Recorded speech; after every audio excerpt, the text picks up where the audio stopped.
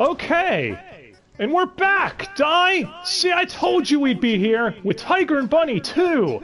Or Season 2, but everyone's just calling it Tiger and Bunny 2.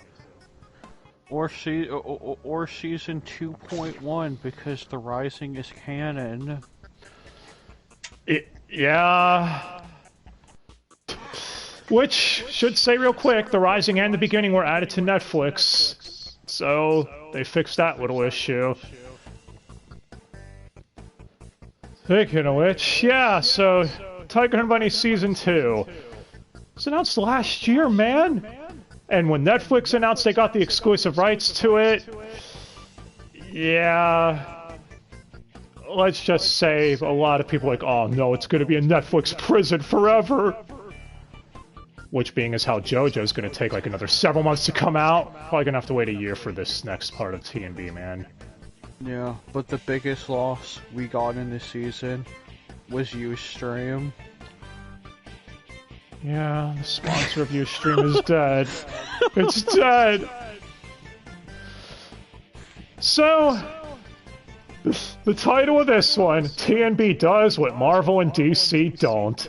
I don't think I need to go into a whole soliloquy of why Marvel and DC are really in the shitter at the moment. Oh sure, Marvel with Spider-Man No Way Home, but aside from that, you can just look anywhere online and see everyone pissed off about something with Marvel or DC. For every No Way Home, there's 10 more Morbiuses. Yeah. Not to mention, Disney wanting to double down on the message, with certain outlets saying Thor Love and Thunder will be the wokest Marvel movie you've ever seen to date. Sounds great. Also, it doesn't matter what anyone says, you're never convincing me that Love and Thunder is a good title for a damn Thor movie. It sounds like a porno. And as far as DC... Okay, I'll be frank, at least the MCU started off strong. I haven't seen it, but I know the cultural impact it had. It might now be starting to flounder, but DC never really got much off the ground to begin with. Everyone loves the Snyderverse. I know there are some fans of the Snyderverse, and if that's you, more power to you, but... Martha! Why did you say that name?! I can't take that seriously. I don't care what anyone says, I can't do it. Not to mention DC leaks coming out about in the new Flash movie, them wanting to kill off Henry Cavill's Superman. Okay, in short, yeah, DC and Marvel are both fucking stupid, and they don't know why they're losing fans left and right to manga and anime. Yeah. Imagine trying to kill off Jerry. Damn it. So, yeah... Needless to say, my hopes for Tiger and Bunny were pretty high, because holy shit, the Western hero industry is fucked beyond belief. My Hero Academia isn't even safe from it with Season 5 with the My Villain Academia backlash. People know exactly what I mean with the anime version. All because they wanted to waste their time fillering some stuff out for a movie that no one asked for. Yeah. So... will T&B clean up where all the others have fallen? Well, without spoiling it, yeah, go check it out. T&B Season 2 is actually pretty good. But for the rest of you that want to stick around for us to spoil the shit out of this... guess it's time we get into this, huh, Di? Yeah. So... yeah. First, I guess we should say how worried we were about the dub. Not everyone would be replaced. Or if it wouldn't come at all for like months a year down the line. Yeah, but then the dub trailer dropped a few weeks back, and yeah, we were happy actually. Wally Wingert was back as Tiger. I almost said Renji. He better be back as fucking Renji. Of course, the two that were obviously replaced were Travis's Rock Bison and Laura Bailey's Dragon Kid. We're not giving them nicknames because, again, that's obvious being obvious. It's just another Travis and Laura Bailey role. They're gonna get replaced. Yep. But hey, we've got 3 new heroes as well, so I guess we should run through them real quick like we did before. The same staff, by the way, in Weebanese Land returned for this season, so... So, first out of our new heroes, we have Mr. Black. His real name is Subaru Sengoku. What's his power, Dai? Force fields. That's it. That's it. Seems kind of mundane. Anyway, he's the upstart. He's basically the young hero that wants to get in the action and be a real hero. He even says a line that heroes aren't celebrities. They should be out there saving lives first and foremost. So you'll know what he's about. He's also prone to get pissed off easily. And he's voiced by Robbie Damon. Die, it's Megami from Jujutsu Kaisen. Yeah.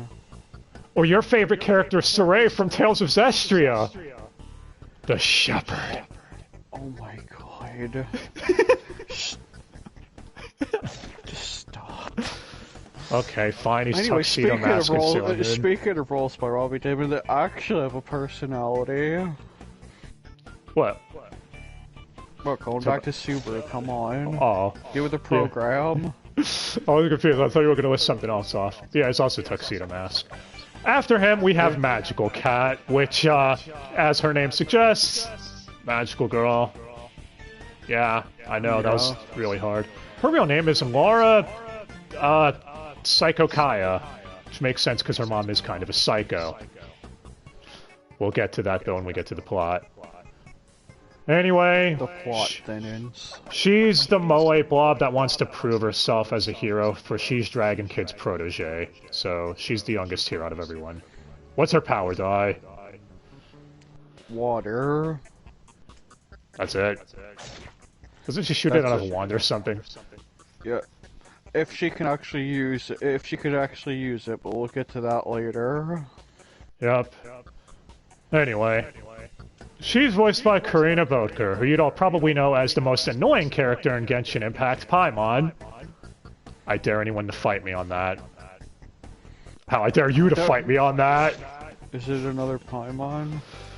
And Terrible Tornado in One Punch Man Season 2. You know, the best girl from One Punch Man. Right, Dai? That sounds silly. And... yeah. I mean, it's Karina being typecasted again as someone who's pseudo-moe. You all know what to expect. Oh, you could have mentioned that I'm being typecasted, but not Robbie Damon, who in a role where you've literally seen this at least 5 times by now with. Yeah, you're not wrong. Moving on from him, we have He is Thomas. Real name Thomas. Yeah. They even make fun of it, saying how their sponsors really have no idea what they're doing. Well, Thomas, at first thought was voiced by Alex Lee based on the trailer, but no, it's a Josh Keaton, who I don't think has been in many anime at all. Oh my god, it's an Ocelot. Yeah, he's Ocelot from MGS3, so he's gonna juggle pistols and make one-liners. He's also Tenkai in Onimusha Dawn of Dreams. Isn't he a Spider-Man in something, Dai? He's in one in the animated things, and Edge of Time, and Shattered Dimensions. So yeah. What's his power? He's like Magneto, except he can only lift what he can with his hands. He can just lift what he can physically lift himself. Yeah. It's just stuff slightly bigger than people occasionally. He throws a bed frame at someone at some point. Yeah. They had it coming. Now for the replacements. First... oh yeah, should mention Josh Keaton does good as him. Because Thomas, he's Batman. That is what we nicknamed him when we were watching it. He's literally Batman. He's the brooding hero that doesn't trust anyone, thinks he can do everything on his own, and all that shit. And is basically, you could tell they might be setting up him to be a vigilante later. I mean, which isn't really I mean, doesn't Sky High technically border on that since he goes out on patrols? At nighttime? Yeah. Yeah. Even though they said vigilantism is illegal, but I guess when they say that, they mean you have to be sponsored by a company. It's only illegal if you're not doing it for a sponsor or on television. Actually, I just realized, yeah, Sky High does night patrols, but they got pissed at Tiger when he was doing vigilante justice later in this season, saying leave it to the police. Sky High gets a pass. You guys are dicks. Anyway. Because he was physically investigating a crime and not... I guess Sky High was looking for like a street robbery or something. Yeah. But yeah, so back to the replacements. Dragon Kid is now Cassandra Lee Morris, who you'd all know as Lei Feng in DOA. Oh hey, look, someone else who's Chinese that uses martial arts. Is this gonna be a thing with her? No, that sounds silly. There's also Morgana on P5. And Taiga from Toradora, so aka one of the best waifus. The Tiger is now the dragon, and the dragon is now teamed up with the Magical Cat, which Cat is also a tiger. Did you all get that? Yes. And she does good as Dragon Kid. Like, her grunts when she's fighting with her martial arts, whatever, work really well and everything. The one who I actually think sounds really good as a replacement for Travis is Rock Bison's. See, now he's Aaron LaPlante, who was the voice of White Zetsu in Boruto. See, he already replaced Travis. And Edgar into the Abandoned Sacred Beast. We gotta cover that show one time, man. I gotta show it to you. The show's fun. But anyways, yeah. I could see maybe a casual, if they're not paying 100% attention, not noticing the change right away. Because his roars and grunts and everything, and even some of his lines sound close enough. Honestly, Travis is missing out by not voicing him in this season. He is, dude! Because, yeah, Rock Bison is quickly becoming one of my favorite characters after this season. Holy shit, talk about a redemption arc for him. Which he needed that. He really did. I mean, honestly, a lot of this season focuses on everyone else, and Tiger and Bunny are in the background for the majority of it.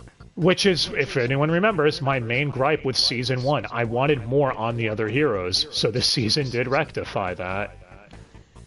Even if now I want to punch a couple of them looking at you, Origami Cyclone. We'll get to his episode in a bit. Toilet paper soft. As far as the casting director, it was Jamie Simone, and ADR went to Joe Mueller. Or Mueller? I don't know how he wants that name to be pronounced, I don't know. But, yeah. And look at that, you could tell everyone was casted for good reasons because they fit the role instead of whatever the hell the other dub studios like doing now. Mostly Bang Zoom. Yeah, I just don't want to say that because that would jinx it, and then the other studios would be like, hey, Bang Zoom's doing it, let's do it too! But now that we've got the setup out of the way, I guess it's time to get into this show episode by episode and see how it all works out. First 13 eps die. So we open in December of 1980 with Bunny getting his ass kicked and the rest of the heroes injured before immediately cutting back. Yeah, it does that shit. Also apparently it's 1980. I call bullshit on that. When I thought it was present day, and he's like, oh, 2011, 2012, I guess we could have technology in an alternate world. Like, bullshit, 1980! Just saying, man. Yeah. But yeah. But here we are with Hero TV, with Mario still Darren Norris, which that was when I really thought was going to be replaced. Everyone else I knew there was a chance they'd get back, but him is, yeah. And that's it. Lloyd's might as well not exist in this season. Yeah, also Agnes is still here, and they even make a comment, she's put on some weight. Probably stress eating from all the bullshit. Because there's a robbery going on. Yeah, she's in charge of it, right? Yeah, she's in charge. I mean, well, I guess... Lunatic? Or Yuri Petrov? Yeah, that's just... But yeah, get used to us saying there's a robbery going on, because no joke, this town gets robbed almost every episode. Hell, sometimes even multiple times an episode. It's a bit ridiculous, I'm not gonna lie. Maybe those sky-high night patrols are needed. Like, holy shit. Hell, there's even a Keith Silverstein criminal ad voice, because we gotta go back to the status quo. Chances are that's the same one from episode 1, but from season 1. Yeah. Yeah. We also have Patrick Seitz criminal ad voices. Oh yeah, and for some reason Tiger's sponsored by Pac-Man, because the heroes slowly start showing up. Yes. Literally just Pac-Man eating some dots. Oh yeah, there's also a Wally Wingert criminal as well, of course. Those all could be the same one from episode 1, too. That's the sad part. We genuinely don't know. But what we do know is this is mainly just meant to showcase all the heroes are back, and now they're unemployed under the new buddy system that Yuri or Lunatic introduced, because Tiger and Bunny demonstrated it so well. So running through the pairs, you have Tiger and Bunny, obviously. Rock Bison and Origami Cyclone. That's a weird fucking pairing. They surprisingly work well together, too. He is Thomas and Mr. Black. Dragon Kid and Magical Cat. Blue Rose and Golden Ryan is back. Yes, really. Yeah. I'm kind of surprised by that. I guess your complaints after the movie could be taken back now. Yeah, I was like, hey, I felt nothing toward it. Now, to be fair, he is one of the people I kind of wanted to slap near the end of this for one of his cringe lines, but we'll get there. But he's also an idiot, so it's expected yeah, for him to say stuff he's an like idiot that. and a dick. But yeah, so he's here, and this is something I was bringing up before when we were watching it. If someone doesn't know about the movies, and is just watching Tiger and Bunny from Season 1 to Season 2, like new person, he's gonna show up because The Rising isn't on the playlist of Netflix. Yep. And they're gonna be really fucking confused. Because they even mentioned the like Justice Day incident, too, from the movie. Yeah, they treat it like you should already have watched the movie and know who he is. Yeah, they don't recap shit for you from Season 1 or the film. And being as how, again, it's been almost a decade since anything T&B, kind of glad we watched this a month ago to refresh our memory, I'm just saying. Yeah, at best, stuff is just referenced as fluff dialogue, if anything. Yeah, and the last team is Sky High, and the one character I knew Netflix wouldn't leave alone, and yes, I'm pinning it all on Netflix, because it's their track record whenever it comes to a gay character to fuck with them, Fire Emblem. Who apparently was male, I checked, trust me, I did, but now has been retconned to non-binary in this season because Netflix. What, after they said they hired Casey McGillio as Shinji in Evangelion's redub simply because Casey identifies as non-binary, would you be surprised if it was them that made this decision? Yes. Yeah, exactly. Yes. Again, though, it's one of those things where it's like, yeah, it's annoying if you want to call it that or whatever, but it's not even a factor. Fire Emblem has way more character in this season than just that, so can't even really bitch about it. And he has a new ship. Yeah, it has a new ship. But yeah, so we get a good grasp on what all these... Well, I mean, Bison's good, though. He lucked out this season, man. But yeah, so the criminals are obviously apprehended as we see the new teams of heroes all working together. As when we cut to the hero meeting after that with them discussing everything, Tiger and Bunny still show that they're the same by bickering, because Tiger ate some of Bunny's food or some shit. Some things will never change. I'm pretty sure we said that a lot across this season. Yep. Also, some of the old dude sponsors are here. Patrick Seitz voices one, Steve Kramer voices one. I think he was just two. He better be Shinsui and Bleach, that's all I'm saying. And hey, Kyle McCarley, he's another one. There's a Nuvo we haven't heard in this dub yet. You don't know him as Mob from Mob Psycho or Mikazuki from Gundam Iron Blooded Orphans, which I hope that new anime project they're doing for it's good. But yeah, these characters are barely even a factor. They're just here to be sponsor bait, and that's it. Then they fuck off, and I don't think they're ever mentioned again. The only one that's relevant is Mr. Black and Thomas's sponsor. We will get to her in a bit when she shows up. Oh man, will we? It's so something. But Yuri gives a speech, Yuri Petrov, about partners and how he has high hopes for the buddy system to be the new wave of the future for heroes, that Tiger and Bunny are the example to live by. As we cut to another robbery where Kyle McCarley card gets murked by Andre Headman, the next of this episode. We'll get to him in a bit. We're already at the double casting and we barely started. Jesus. Yep. Back to Hero Party Land. Dragon Kid is talking to a Cassandra Lee Morris person, cause of course. So she's talking to herself, and now we get Carlotta, who is the handler of Mr. Black, and he is Thomas. Who I'm just gonna call Thomas from now on, obviously. Voiced by Maylee Flanagan. Oh my god. Yes, Naruto. And why? I have so many questions! And it's still an Aryan regardless.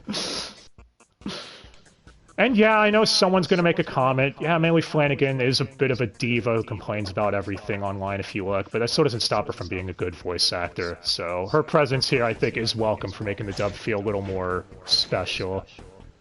It definitely just feels weird just for them to randomly be the handler of those two.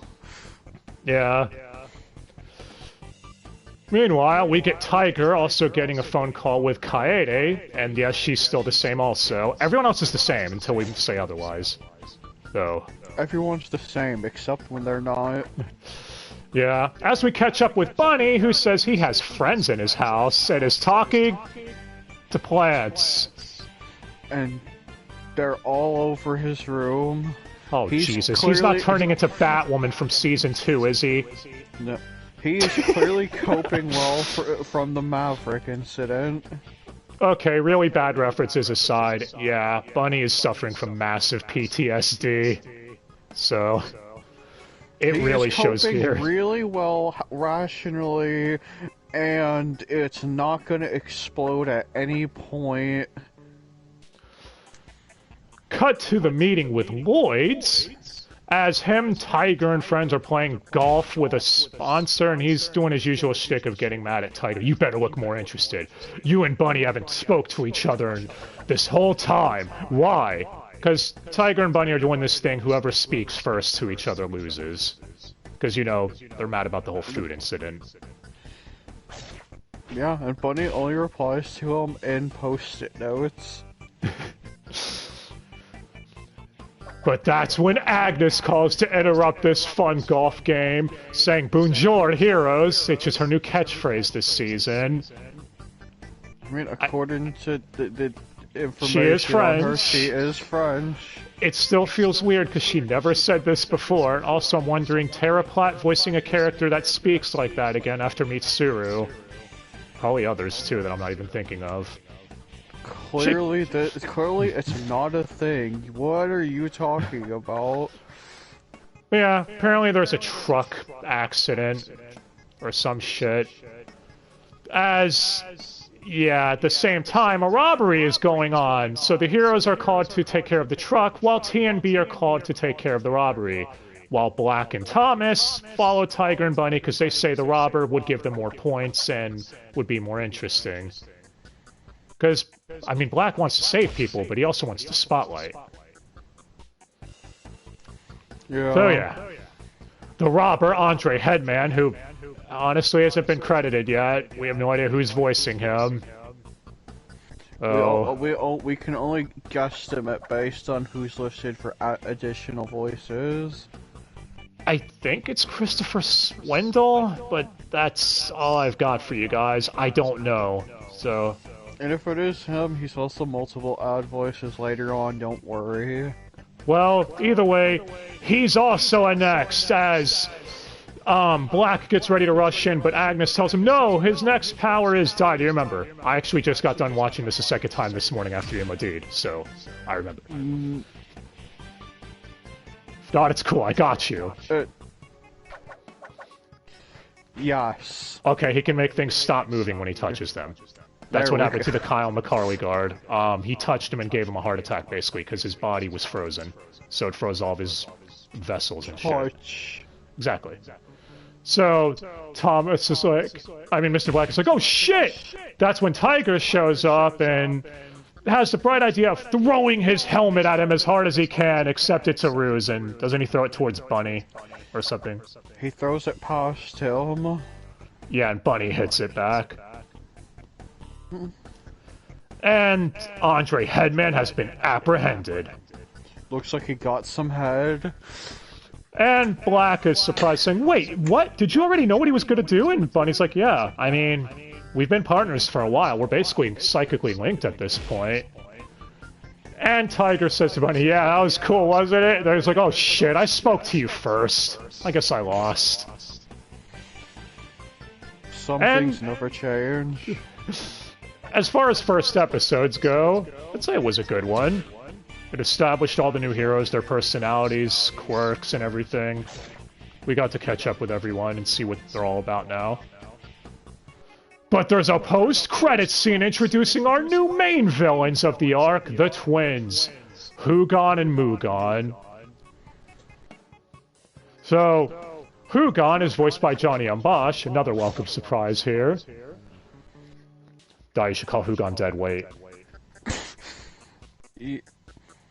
No, that's quite alright. He'll just be mad about it the whole season. Yeah, so Nero from Devil May Cry, obviously, and Ichigo. As far as Mugon, he's voiced by Jason Spisick, another voice actor I was not expecting to hear again, who we covered here before in the beginning as Robin Baxter, where he was playing someone who was very fucking strange and weird, whereas here, he was playing someone very fucking strange and weird.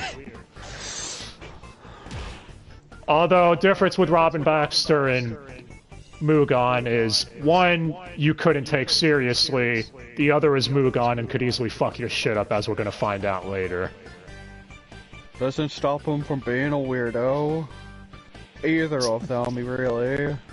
So, yeah, they're laughing about how they're able to take down plenty of Next as the episode ends. And episode 2 opens right after that with a news reporter talking about how heroes are getting murked left and right. As Fire Emblem says, hate is gonna hate. That is probably one of the blackest things I've ever heard him say, I'm not gonna lie. I love Fire Emblem. That makes sense. But yeah, because they've theorized that maybe it's just protesters who don't like Next still. On the contrary, the twins absolutely love Next, just one in particular they worship. But yeah. After that, another hero meeting ensues where they're asking each other, hey, if you want to know anything, newbies, to ask me anything, says Bison as he's ignored again. Don't worry, Some things never change. Wait a minute. Yeah, they discuss why they all became heroes. As Black calls out Bunny for wanting revenge, saying, like, that's the only reason you wanted to be a hero, right? And the one that defends him is Golden Ryan. Not gonna lie, kind of surprised by that. I thought it'd be Tiger. They were partners for a day. Yeah. Well, Mr. Black gets all uppity about it and walks out, feeling like he just... As Ryan explains that Mr. Black was his last partner. And we find out that Black was in an old faction named Hello Goodbye when he was younger, before being hired by Sternbild and having to leave that faction behind. We also find out his partner Thomas was top at the Hero Academy, even breaking Bunny's records of highest grades, because he's Batman. He is. Yeah. Also, something about Thomas's family potentially being murked, but we're not going to find out more on that until a little later on. So... Just like Batman. Yeah. But we don't have time for that, because Lunatic calls Agnes. There's an arsonist on the loose as heroes roll out, and... Yeah... Black kind of fucks things up here. We immediately jump cut to him getting yelled at by all the heroes for botching this shit. They did manage to apprehend the criminal, but Black fucked everything up and made it much worse. So now he's being yelled at by his handler, yeah, he's being yelled at to be Thomas's support, because Thomas is able to do everything without him. I mean, honestly, his powers do lend better to support since they're a force field. That's what Carlotta says, too. And they basically go on about how Mr. Black is in last place of the heroes, and they might have to let him go if he doesn't shape his ass up. And that's when he goes on the thing about heroes need to be saving people. They shouldn't be celebrities, that this is bullshit. That's when he talks to Thomas about how he hates his hero name, that Mr. Black sounds like a celebrity name and it's fake and bullshit. That at least Thomas gets to use his real name as a hero. And Thomas is like, well, actually, they picked my name. Oh, how out of ideas are these people? I have no idea. But yeah. Now the next hero meeting, though, there's a drug deal going on, because apparently the arsonist was on the drug called Max Happy. What kind of name for... You know what, that checks out. Apparently the drug will make you do crazy shit. It'll make you hallucinate so much you'll literally want to set things on fire, is literally a description they give. Man, that's some upper. Yeah, what the fuck? But yeah, the criminal creating this is named Varen, and he's going to be doing a drug deal tonight. Also, he's voiced by Kyle McCarley again, because of fucking course he is. But that's when they come up with the idea to hijack the drug deal by having Origami Cyclone cosplay or change into Varen's best friend, Julio Zunini. That is definitely a name. Julio Shams, indeed. Yeah, because apparently Varen's friend, Julio, was arrested earlier in the day for getting in a bar fight or something. So, all the heroes roll out. What's up? Out of all the things to be arrested for in that city... Yeah. Also, Julio was Patrick Seitz, because of fucking course it was. Maybe that means Sky High's the one who apprehended him and they got in a fight with himself. No, Sky High just has a new dog. We'll get to his episode with that. So yeah, they go to the drug deal basically, and everything's going fine until Black wants to be in front, so that way when the shit hits the fan, he can be first and center to get points. Let's just say he's not the best at cunning and stealth, and Varen notices this, and all of a sudden guns are pulled and everyone's getting shot at. Man, and I thought Power Armor was real good at being stealthy. Wait, he does wear power armor? That actually would explain it. I mean, most of them do, except for... at least like 4 of them don't.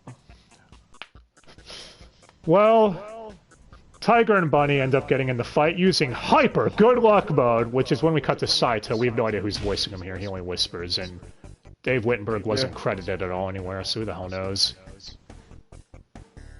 But I guess no one was credited for him, Yeah. So that's all we have to go on. So what's Hyper Good Luck Mode all about, Di?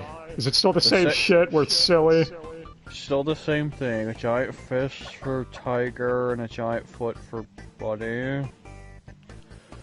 Well, this is when we find out something interesting. After all the criminals are apprehended except Varen, he's like, "Ha, you don't have any evidence! I didn't do shit!" Where's the evidence? Because his whole lab is gone, and that's when Bunny reveals that he can see the stuff that Varen did. Because Varen's an X who has the ability to shrink anything he touches, and he just shrunk all the evidence down to ant size. Bunny reveals that his power boosts his sight and other senses. We actually didn't know that before. Not really a retcon, just new information on the power. But... No. Oh, I guess now you could compare it to Kaioken, kind of. Boost their power for a few minutes and all their other senses. But yeah. So he's apprehended. Black is yelled at again for blowing everyone's cover as Tiger gives him a pep talk, basically telling him, dude, it's okay to rely on your partner. Don't worry about it, alright? I was like you, I wanted to be the greatest hero ever. So, yeah. It's really subtle. They're gonna have Black relate to Tiger throughout this, while Thomas and Bunny are similar as well. Oh. Including being like Batman. I mean, they both do brood a lot. Except only one talks to plants. Yeah, Lunatic then, or Yuri, talks to Tiger and Bunny about justice and how they each have a different ideal of justice. And why do they still want to be heroes? Tiger says he still wants to be one because he feels he can still do it as long as he has his power and wants to be in it as long as possible. And vigilantism is illegal, so he has to do it officially. Whereas Bunny says he still has hate in his heart after the Maverick incident, but being here with all of his friends makes him feel like life isn't so bad. But he wants to be back with his real friends, his plants. Yeah. T and B talk about how happy everything is and how they're glad to be together, etc. as the episode ends. Oh, yeah. Black is kind of an idiot. I mean, he's a likable idiot, but he's still clearly driven by his emotions above all else. No again, way, I have never seen a role like that from Robbie David. Yeah, they're assholes. We have another post-credits scene with the twins arguing over how to do mwahaha. Yeah, see, Hugon says mahaha, and Mugon gets mad at him, saying, no, it's mwahaha, come on, brother! It's literally a 2-minute conversation of them arguing about this before they go on to kill another next. Did we mention they're weirdos? Also, we find out they're members of Ouroboros. They have the tattoos. Because, you know. Yes. So see, Ouroboros being set up in Season 1 at the very end wasn't for nothing. Thank fuck. I was really worried they were going to try sweeping that under the rug and never mention it again. Anyways, it's on Tui Boy Rose episode! Oh no. Oh yeah, we're at the cringe line. Well, one of them from Ryan. So firstly, I gotta say I'm glad that Netflix or no one didn't tone down Blue Rose's outfit, because I was worried about that too. The only thing missing is the Pepsi sponsorship for another sponsorship. There is literally a scene in episode 1 I skipped when she first shows up, where Mario goes, oh yes, Blue Rose is such a naughty girl, isn't she? And you just have all the simps in the crowd like, yeah, she is! Because of course. Anyway. Another robbery is going on because of fucking course. What is the crime rate in this city? Yes. Well, anyway, they're apprehended as Blue Rose says my ice is a little cold, and Golden Ryan says my armor is made of gold. And then they both say in unison, your crime has been completely put on hold. This is what we start the episode with.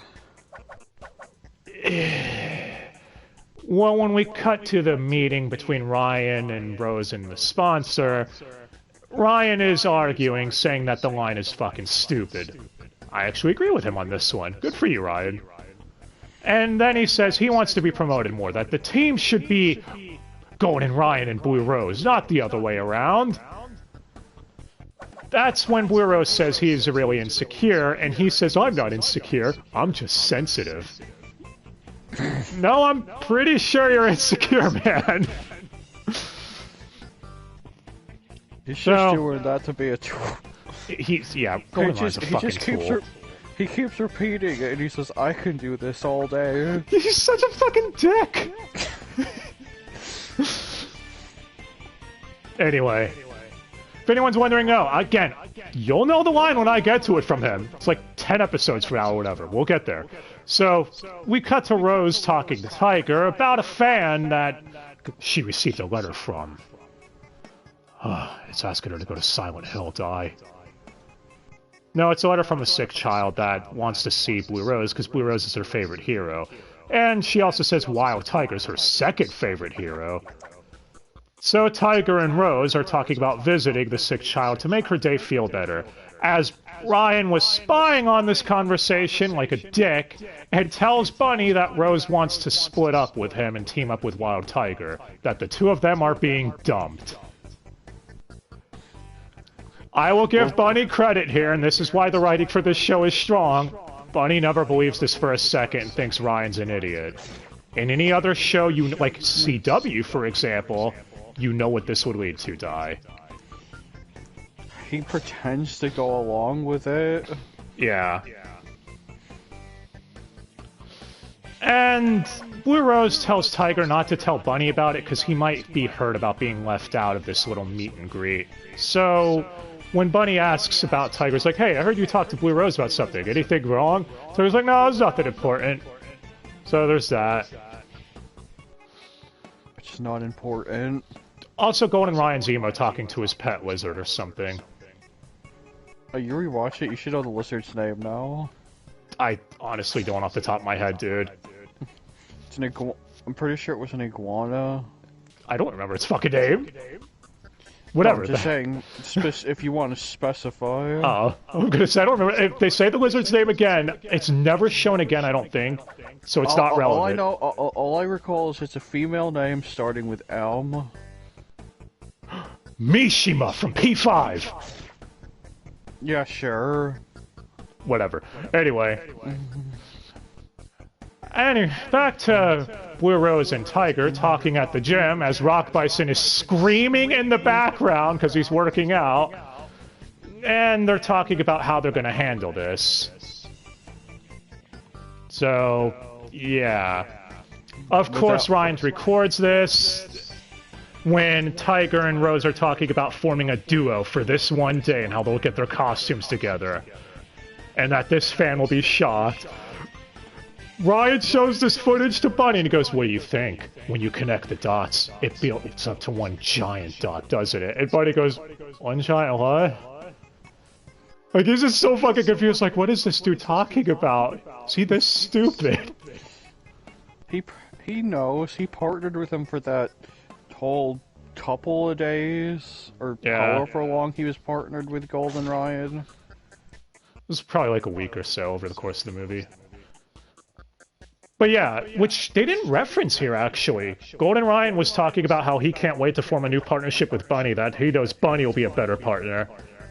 I'm surprised they didn't make a comment like Bunny saying, we've already tried that, man, or anything. But yeah. Cut to the twins having an attack on 4 more heroes off screen. Yeah, they're building these twins up to be real badasses. You don't see what their powers are till much later. And spoiler alert, the build-up doesn't fall flat on its face. It really doesn't, and I was worried it would. So, yeah. So many things could have gone wrong with that. They really could have, dude. So, yeah, it turns out the heroes that were attacked were from Ryan's old town when he worked for that rich asshole. And we found out the rich asshole he went to work for, during that incident, he had to apprehend a criminal named Gregory Sunshine. That does sound like the name of a supervillain, doesn't it? Yeah. His next powers is he can make any next lose control of their abilities, so he made Golden Ryan lose control of his. Golden Ryan went on a rampage, got himself injured, and none of the people there came to his aid. Which is why Ryan now has trust issues. Like a bunch of dicks. Yep. So, there's that. Trust issues all around this season, which makes sense since the theme of the season is partnership. Anyway, Fire Emblem's the one who revealed this story, and he even makes a comment saying he's a business owner. He's a businessman with standards. So, he keeps tabs on everything that he can with the heroes. Which, again, makes sense. At least it's not some bullshit reason. Like, I just know because... One who's his own sponsor. Yeah. What an asshole. Well, Tiger and Rose go to see the sick child. As it's revealed, there was no sick child at all. Instead, it was... Invisiben? What the fuck? That's definitely some kind of callback. And yes, it's Ben Diskin, too, reprising his role. You know what, I gotta give them credit for that. Most people wouldn't get someone back in for such a minor role. But yes, for those who don't remember, Invisiben was the perv stealing Blue Rose's clothes, and he could hold his breath to turn invisible. After Tiger's powers were going out of control. Yeah. Anyway, his whole plan was to imitate this sick girl so he could sneak up behind Blue Rose when she walked into the room and give her a hug from behind, saying that the consequences would be well worth it. Holy shit. Sad part is there are crazed fans like that out there. He is completely rational. Just look at Bunny. He is... Anyway. Well, Ryan and Bunny are talking outside as Ryan's like, I'm sorry, man. I'm gonna have to stop being your partner. This town isn't good enough for me. They're already in there with the cameras and everything. And Bunny's like, what? You can't break up with me. We were never a team. I don't know why. I know that joke's been done a lot, but I still love it every time I hear it. But yeah, they hear Blue Rose scream, obviously, from the attempted molesto in the room, Invisiben. As they rush in, and... yeah... Ryan thinks Rose is betraying him, but after they apprehend Invisiben, they manage to clear things up. As Ryan's like, you should have just told me, come on! Damn it, Ryan. It's a fucking tool. But yeah, they're back together. I'm pretty sure this is the reason why she didn't tell you. Exactly. And Bunny believed Tiger was never going to leave. It's like, well, of course, I just played along because, I mean, why the hell not? I was bored. That's basically it. Now, for the next post-credits scene, we have a dude who says he will defeat Barnaby! Which, just saying it now, some guy named Mattia who's a scientist voiced by Kyle McCarley. Again. Lots of fucking Kyles this season. This one actually matters. Yep. But hey, the next episode, it's a Sky High Fire Emblem episode as we get introduced to what they call Viculum, where the top two pairs, or the pair of heroes, top heroes, whatever, will be at the, standing at the top of this thing with a great view. Everyone else there. And yeah, it's Fire Emblem and Sky High, which makes sense because they're rankings from the previous seasons. I think Fire Emblem was always in, like, the top 3, wasn't he? Yeah. Yeah, which you probably don't notice.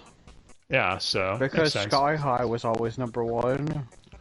Until he wasn't. Well... yeah. Tiger is jealous of this, because Bunny's like, you're thinking that we should be the #1, right? And he's like, yeah, I was like, oh, bullshit, don't lie to me, it's cool, I understand, man.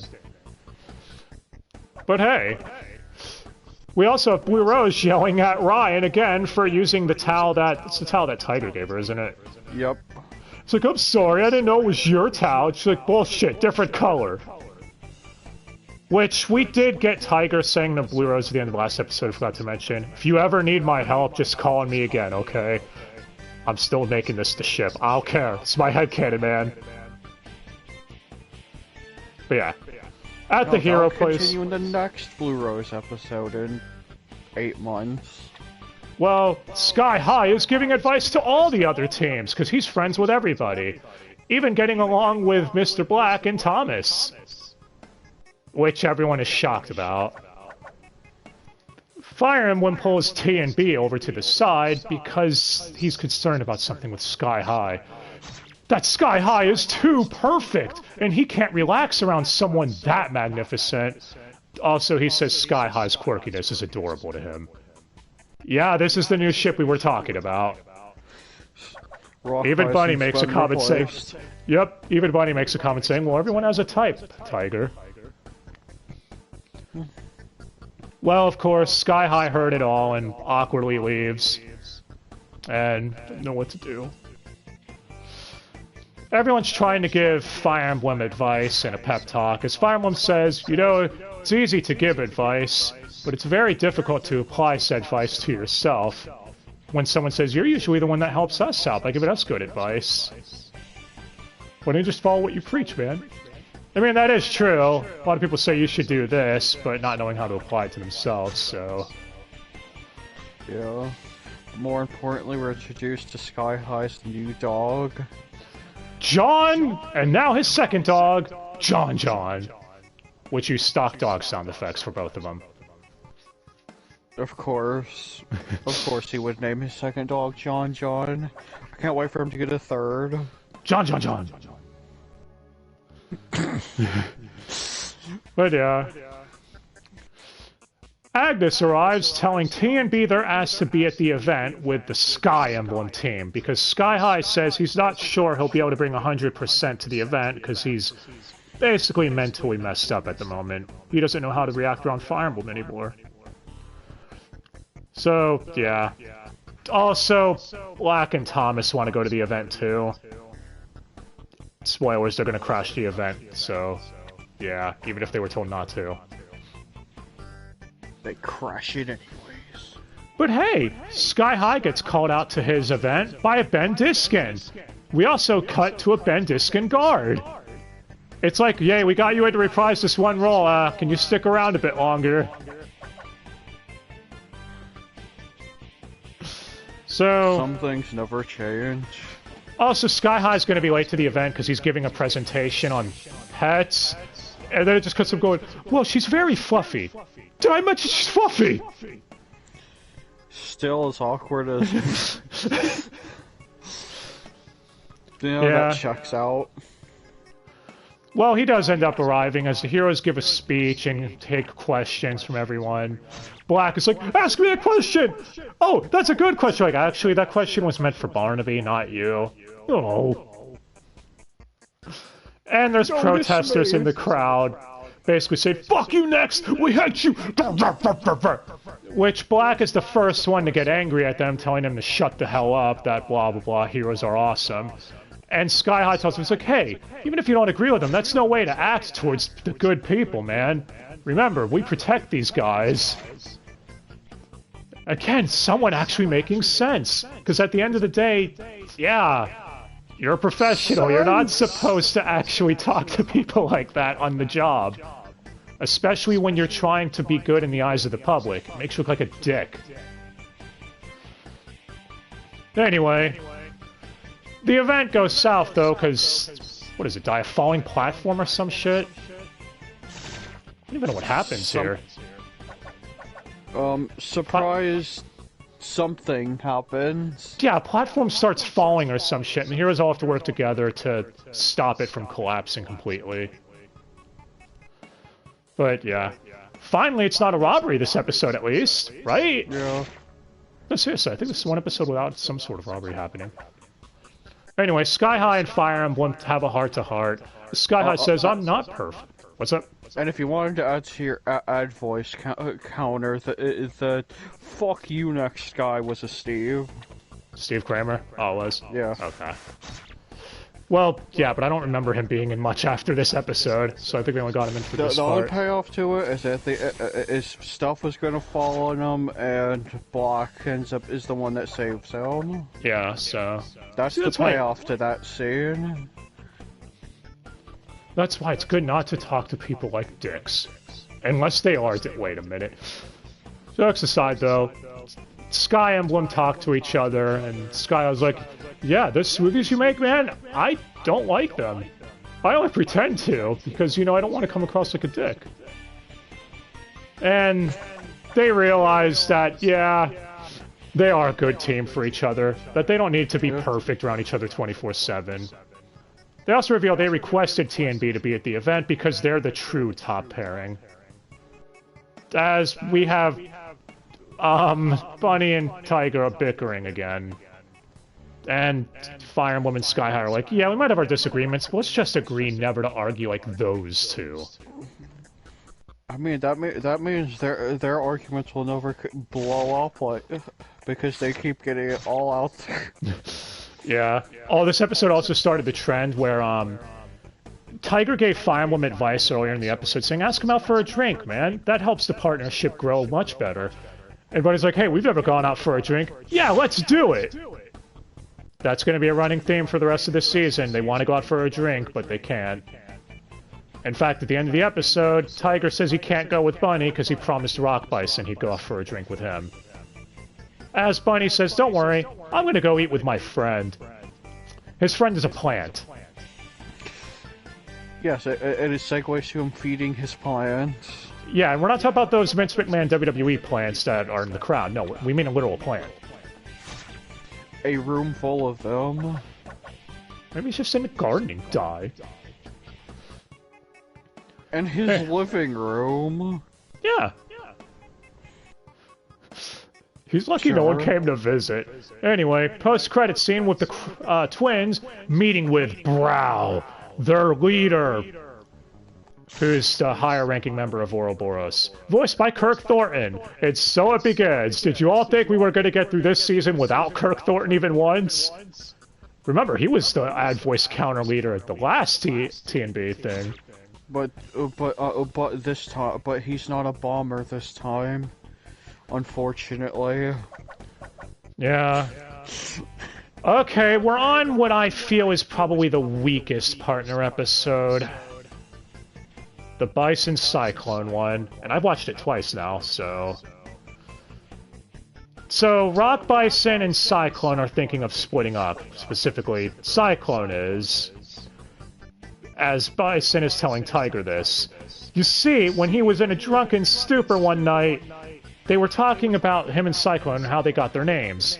He's like, so Cyclone like a typhoon, right? When I see a man, I don't see a typhoon. You're more like a soft breeze.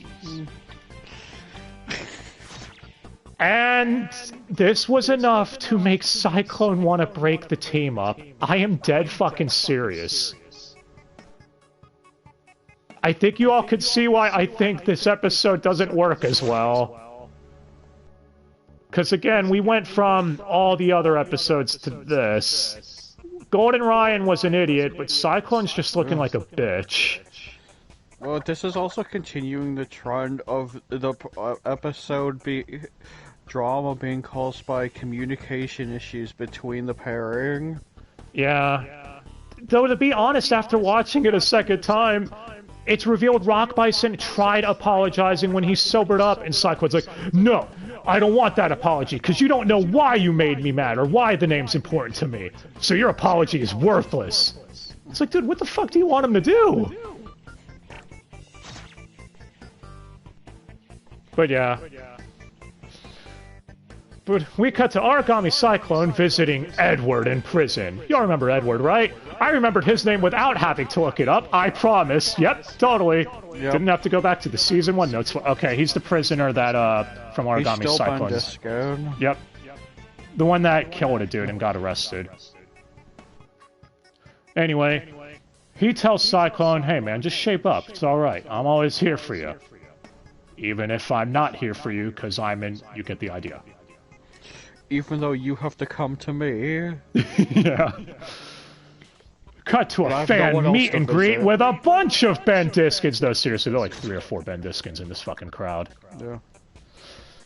As one of them meets all the Bunny and is like, I'm never gonna wash my hands again. Even a fangirl says that, and he's like, that's very thoughtful, but please wash your hands. No, the Ben Diskin one's a Tiger fan. Oh, well, some fangirl that met Bunny that said that. Including wearing all the merch, including a tiger jacket. Apparently that exists. I mean, that is something, too. Back to the Invisibend thing real quick. He did say the only reason he invited Tiger is because he wanted to show he doesn't discriminate, that he loves both the popular and unpopular heroes. And Tiger just goes, ah, damn you. But see, Ben Diskin likes Tiger. All of them do. Yeah. Are there What? And that's just ironic considering how Tiger's popularity looks in comparison during to this season. Yeah. Well, that's when Mattia, the Kyle McCarley thingy from earlier, shows up at the meet and greet. And him and Bunny seem to start getting along, agreeing to meet up later. He remembers him because of gum. Yeah, he's like, this gift is thought, wait a minute, you were my neighbor when I was younger, I remember you! Yeah, we used to play Pac-Man 2 all the time. Wait a minute. This takes place in 1980. Was Pac-Man even a thing in 1980? Apparently it is. I mean, no, it's actually 1978. It probably was or something. The Atari age, I don't have committed to memory, guys. The sponsors don't lie. I mean, Ustream was definitely not around in the 80s. Oh, Ustream's not even around anymore. But yeah, so, after that, Cyclone, after pretending to be on good terms with Bison for the crowd, which Bunny even says, like, of course he's gonna look fine in front of people. They are professionals. Okay, at least they got that part right. Cyclone wasn't a bitch in public. But yeah, Cyclone meets up with Bunny while Bison meets up with Tiger. Cyclone tells Bunny that he takes the subway home every day because he likes watching humans. That just sounds really creepy if you say it like that, man. Yeah, even Bunny's like, humans? And he goes, yeah, remember, I have to mimic humans, so I have to watch them as closely as possible. This would have been the one time they could have given an explanation to Cyclone acting like this, saying he's copied so many people over the years that he doesn't have a good grip on his emotions. So the smallest thing could set him off. But nah. Anyway, Bison tells Tiger he needs to get back on the same page with Cyclone, that, yeah, they might have been, you know, civil during this event, but if they don't trust each other when a crime happens, people could get hurt. That's when Cyclone tells Bunny the story of how he stopped using his powers when he was younger because he was shunned. It wasn't until a typhoon happened that, with his school trip, what is it, didn't he turn into a teacher to calm all the students down? Yep. Also, there was a JYB ad voice during this flashback, because, you know. Oh, well that one doesn't sound like a weirdo. Yeah. So that's why he's Origami Cyclone, because he found his strength in a typhoon. And then he says, if only there was some way I could let Bison know this story of why the name's important to me. And Bunny's like, huh? Yeah, if only there was some way. And he just goes, then he walks off. Bunny does tell Tiger and Bison the story, as Black overhears and is being a dick about it, saying, look, I can't concentrate with you guys talking about your old man problems. And everybody's like, old man? So, yeah, Black's idea is to compliment Cyclone, that nothing could go wrong. That don't worry, it'll be fine. He's got this, as even Bunny's at a loss for words. He's a social butterfly, and he does not make it awkward. Yeah, as Cyclone arrives, and Black rushes up saying the name Cyclone is very hip, and, sexy! That is quoted word for word, by the way. Master ad-libbing. And everyone else in the back are like, oh my god, he is so bad at this. He is. Yeah, and this is where I wanted to punch Cyclone, when he blames Bison for Black doing this, because Bison says, hey, I'm not the one who told him to do this. He's the one who said your name was stupid. And Cyclone goes, oh, so you do think it's stupid? And Bison goes, yes, Black does. He said it, not me. And Cyclone goes, I knew it, Bison, you are an asshole. He's so sensitive about his name. Yeah, like, Jesus, man. He's like, I'm gonna change my name to Toilet Paper Soft Breeze. Toilet paper, bitch, Cyclone. Anyway, that's when bank robbers arrive with them, because everything's getting fucking robbed in this town. Nothing is off limits. Also, the robber is Ben Diskin and Patrick Seitz. Again. And, yeah, they take a mom and her young son hostage, but it turns out that Cyclone was the mom the whole time, as him and Bison take down the criminals. Actually... Bison using his powers out of his suit again. Yeah. Bison's actually doing good shit. Again, Bison this episode I have no complaints about. Cyclone... yeah... he's kind of a bitch. What is with Michael St. Nicholas having to play characters that end up becoming bitches at one point or another? Everyone has to have their bitch moment at some point. I mean, Sam Riegel, Macchiacino say, enough said. I guess both of them are typecasted similarly. I mean, one of them's Cyclone, the other is Ichinose. Yeah, Cyclone doesn't do this shit again after this episode. I wouldn't harp on it so much, guys. It's just, compared to the rest of the episodes, this is the one where it feels like the writing wasn't at its strongest and the drama felt a little forced. They do make up, though, with Bison saying that he understands now that Cyclone was able to turn the tides in an instant with his power and save the day, that just like a typhoon. So, all it took was people's lives being put in danger for Cyclone to wake up and realize, yeah, maybe I should stop being a dick to Bison. But hey, that's when Bunny meets up with Mattia, and yeah, they're gonna have fun together. After the credits, though, after the credits, it's revealed that the twins and Kirk, actually, it's Johnny Ambosh, Jason Spicek, and Kirk, Team JJK die. Anyway, apparently they've taken down 20 heroes so far, and that they're going to move on to the next group soon. Our next episode, we're on the Dragon Kid Magical Cat episode, as they're chasing down robbers who are fleeing. Holy shit, is that the entire population of the city? I wonder if this problem has anything to do with communication issues. Oh. Anyway. Yeah, there's a point where they say later, leave the investigation to the police, which we brought up earlier. It's like, what police? No, I'm serious. Have we seen one fucking cop in this whole show?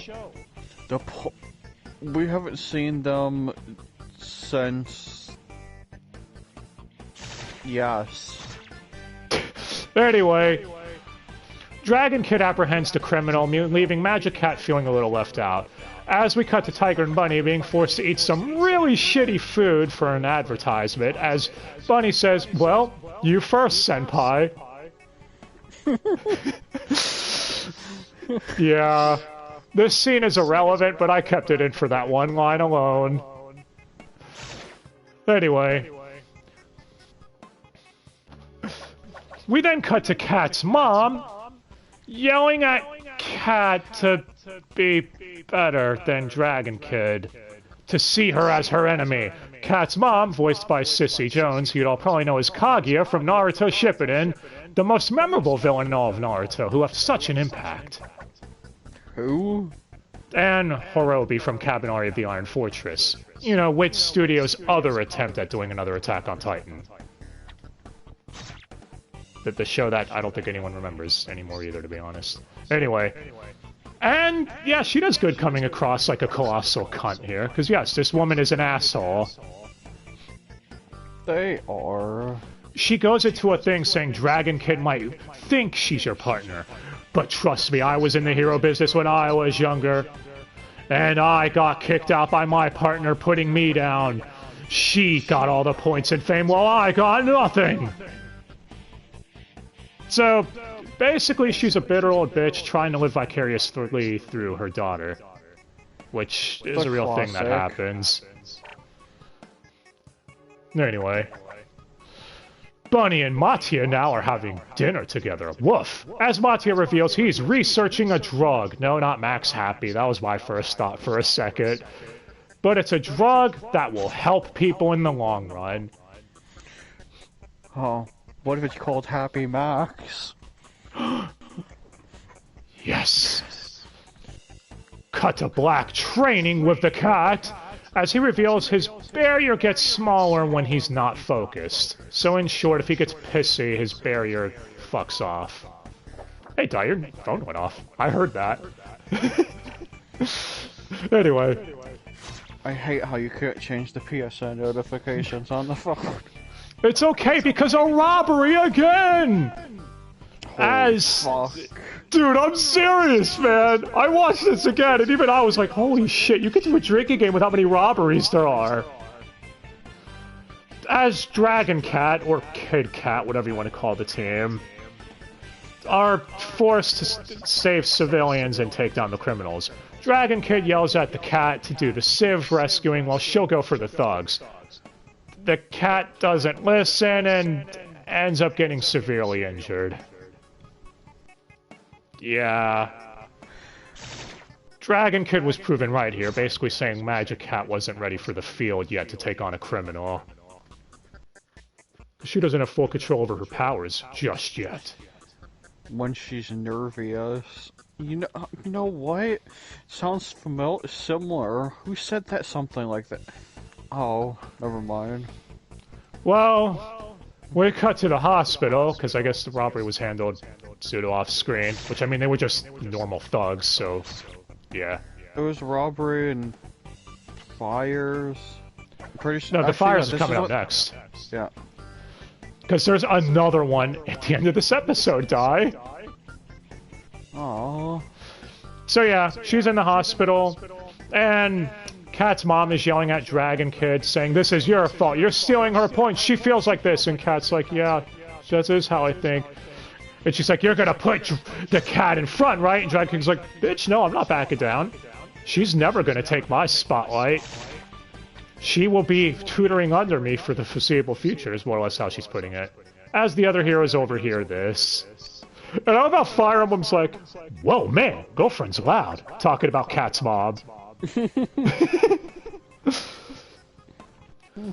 Anyway, after Dragon Kid yells at her, she leaves the room. This is basically, "Oh, don't worry, that was nothing, just, you know, it's all good." Just business. Yep. As we cut to Cat training again, and Dragon Kid showing up saying, "Hey, let's train together." And everything seems fine, but we have Magic Cat remembering back to her mom saying, "Pretend to get along with the dragon, then you can steal her spotlight later." And that's when the arsonist is revealed! Yeah, an arsonist attack is going on. His name is Bruno Blaze, voiced by Robbie Damon. Thank fuck Mr. Black isn't the one who takes this dude on. Anyway. So the first one on the scene to try attacking him is Magic Cat. She goes for the offensive, but Bruno San Martino is too strong for her. Yes, I'm gonna keep this up as long as we get his name. Oh, God. Yeah, she ends up about to be attacked, but Dragon Kid jumps in and takes the blow for her. She gives Cat a pep talk, saying she needs to get her emotions under control in order to get control of her power. Stop being so nervous. T and B arrive, and they're basically going to play decoy while the cat goes on the offensive. Master of irrelevance. To take down Bruno Flame Heinard. Come on, die. That meme is great. Burn. Anyway, of course she ends up taking him down here with the pep talk and everyone helping her. As she says to her mom again at the end of the episode, Dragon Kid really helped. "I don't think she's the person you think she is, Mom."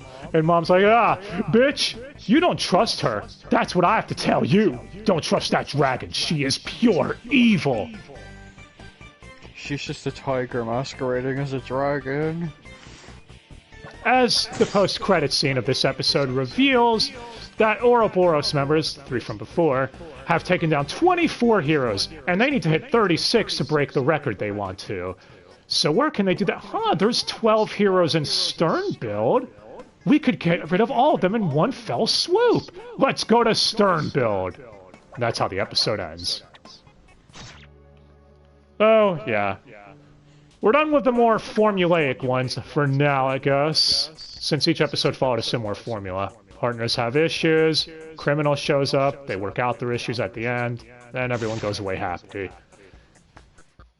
But now it's time for different shit. Cause Kaede's here, Die! Oh, how unfortunate. She's in stern build with her friend Saraja. What the fuck kind of name is that? It's a name. Well, Saraja is voiced by Colleen O'Shaughnessy, who you'd all probably know as Ino from Naruto. Or Sora from Digimon. No, the new Digimon Adventure dub doesn't count. Fuck off. I don't even know who's gonna play her in that. I don't care either. Yeah. Anyway. Are you just gonna omit the obvious one? After what just came out? Okay, she's Tails in the Sonic movies. And games. Yeah. Speaking of which, I heard Sonic 2 was good. See, I guess the curse of bad video game adaptations has been pseudo-broken, if you don't look at Halo. Well, Halo's been doomed for a while now. Fuck it, 343. Well, anyway. So, she shows up with her friend for a work study. As we find out that Saraja is a hitter. What's a hitter, you ask? Well, it stands for fan of hit. Hit is, he is Thomas. Of course. Yeah, she's a Thomas fangirl. Yeah, not another Batman fangirl. Well, it's okay, because you see, she's here to spend time with Tiger, saying that her dad has the coolest job ever because his identity isn't a secret. Everyone in her school knows Kotetsu, or Tiger, and thinks he's the coolest. And Tiger's like, oh, it's awesome. My daughter thinks I'm cool now. And they were about to go have a drink, Tiger and Bunny, but they have to put it on hold, you know, since he wants to spend time with his daughter. Because, of course. They never get that drink. They never do. Anyway. That's when it's revealed that Mattia is working on an experiment. And Bunny calls him out. We don't really see what this experiment is yet, but it's probably nothing good, being as how Bunny's like, hey, let's meet up later. And after Mattia hangs up the phone, the director of the lab shows up. Director Randall. Voiced by DC Douglas, who you'd all obviously know as Wesker. This character is not unhinged at all. What are you talking about? Yeah, he makes a comment to him, basically saying, he's like, you better get to work. And then he goes, I'm sorry, was that too mean? Please don't sue me. I'm sorry. A stable mind within a stable body. Yeah, his next powers recently awakened, and what the fuck are they, like just claws that come out of his hands? No, that extend his fingernails or some shit. He could grow his fingernails. That's literally one of the lamest powers. Yeah. Cut to Tiger cooking for Kaede and her friend Saraja. As we also have Mattia throwing up with his meeting with Bunny. Yeah, Mattia is apparently sick. But hey, Kaede and Saraja say they want a tour of the Hero Academy facility, or not Hero Academy, just the workplace of Tiger. He has to get permission from Lloyd's, which... Yeah, we cut to a hero meeting and he can't give the tour, he didn't get permission. And I love how Goldenrod's like, what are you talking about? You could have just snuck them in here. Why are you asking for permission from these assholes? Fair question. It is. I mean, they did say security's tight, though. But hey, Kaede said she's not mad about it. She's okay with it. Showing that she has indeed grown up a bit. And that's when it's revealed to Ryan that, she's a next. And we have new information that she can only copy a person's power once. So she can never copy Sky High again, basically. Or Maverick. And since she said she wants to be a hero, she would have to be a massive germaphobe. Yeah, to make sure no one can touch her. She'll have to cover her whole body up, like in a suit. I should have also been careful touching civvies, too. Never know who's a next out there. Yep, so meet and greets are fucked. But yeah, of course, after Ryan hearing about this, like, oh, really? Is she single? And Tiger's like, dude! And he's like, oh, come on, it was a joke. I don't believe you, Ryan.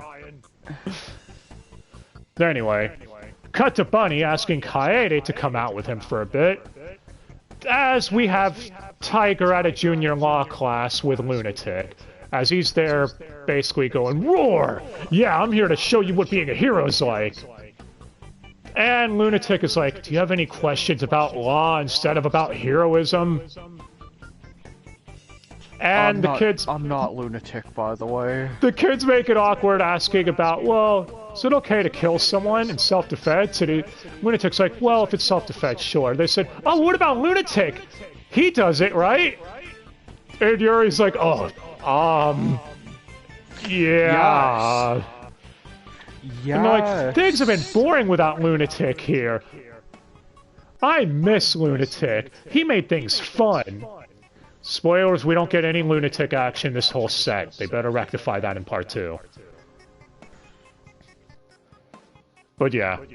Cut to Kaede, who's now with her friend Sarja, and Bunny and Mattia, as Mattia goes into detail about a drug that will get rid of discrimination between Nexts and humans. This is not going to work well. It doesn't. Yeah. Sarja does not like her Next powers at all either, as we'll find out. She thinks they're shit, so... She said she likes heroes, but that doesn't mean she wants to be one with her lame-ass gross power. Blows yourself like a balloon with a throat sac of a frog and floats. That's essentially her power. We know this because Kaede copies it. In a couple of minutes here. As they're leaving and splitting up, Tiger shows up and... yeah, he finds out Kaede and Sarja want to become heroes. Tiger and Kaede argue a bit because Tiger's like, this is dangerous, I don't want you to do that. She's like, I knew you'd say that. Roar! She runs off. Tiger calls up Muramasa, his brother, still Kirk Thornton, by the way. And... yeah, they have a heart-to-heart about how Tiger's mom is worried every time she sees him on TV. She's so worried that she clutches her fists so hard she has scars on her palms. Holy shit. Maybe you shouldn't watch it that much. But yeah. Cut to Bunny talking to Kaede, and she's like, you're not gonna lecture me too, are you? And he's like, no, of course not. As she's like, I feel kind of bad for not telling him the whole truth, but I knew he'd get mad at me. As there's another truck accident at a construction site. And this is where Kaede uses Sarja's power to save some people. And then we reach the drawback, because when she tries to save the people, one of them was next, and they have a fall. Yeah, that's when Tiger shows up at the very last second to save her. And he's like, this is what I was talking about. And... yeah. But he agrees to let her have the work study at the academy. At the very least, go take a look. So they go to the academy where the principal, who was Michael McConaughey, is now Jameson Price. Well, if this is one of the few people they couldn't get back, does it really matter? He's such a minor character, I don't think anyone would care. He's such a minor character. They went out of their way for everyone else, so if this is the one, it's not a big deal. He literally only has like 2 lines of dialogue too, that he's never seen again. Especially when we could have had the whole cast replaced. Yep. After this, Tiger and Kaede have a heart-to-heart, with him saying he's not exactly sure yet exactly how to put his feelings into words about her becoming a hero and his thoughts on the matter. That he wants to wait a bit longer till he has a grasp on things more. She agrees to this, and she goes home. As we have Randall yelling at Mattia to shape up, that they have to get better, otherwise funding will be cut for his experiment. And the post-credit scene is Ouroboros members, the ones we mentioned before, arriving in Sternville. They're here, die. Shit's about to get real! As we're on a Thomas episode. Yeah, we're at the main arc now, and we're also about to see Thomas be Batman. So, Black has a criminal ready to surrender. It's like, man, you're not even gonna fight me. The criminal's like, oh, don't worry, I got it. The criminal then shoots at a woman, and this pisses Thomas off so much, he runs over and just beats the shit out of the shooter in anger. So much so, Agnes like, cut to a commercial! We can't air this on live TV! We can't even show this on the news, it's so brutal. And, yeah, Lunatic suspends Thomas, and is even considering firing him if he doesn't shape up, saying that he is a newbie, but if he goes too far astray, that's it. Only I'm allowed to do that. I bet Lunatic's thinking to himself, huh, I could recruit him as my sidekick if he gets fired. Yeah. We cut to Black talking to all the other heroes about this, as he calls Lunatic a vampire. It's like, yeah, that vampire boss doesn't know what he's talking about. And even Buddy's like, who does he keep calling a vampire? That's just more ironic with how pale Yuri is. But yeah, Thomas reveals at this meeting he doesn't trust anyone, because they find out that an incident happened with his sister, and that's what set him off to attack the dude who shot the woman. And he doesn't want to tell anyone. It's like, I don't need any of you. That's when Bunny tells me, he's like, look, I can relate to you. I didn't trust anyone when I first showed up here either. I was a real dick. Well, look at me now. Maybe you should trust others. You can only trust plants. Don't believe people. Oh. Well, Bunny calls up Mattia and is talking to him, but yeah, Mattia immediately has to go because he's still coughing shit up and everything. Yeah, it's like experimenting on yourself is a good idea. But it's alright, Di, because Black is falling for a fake news article saying that Thomas was fired, question mark.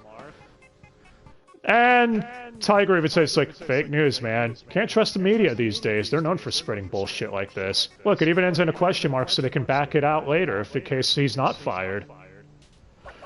And I love how Black's like, yeah, they even said Black wouldn't make it on their own. The fake news. And Tiger goes, actually, that one doesn't end with a question mark. And Black's like, dicks!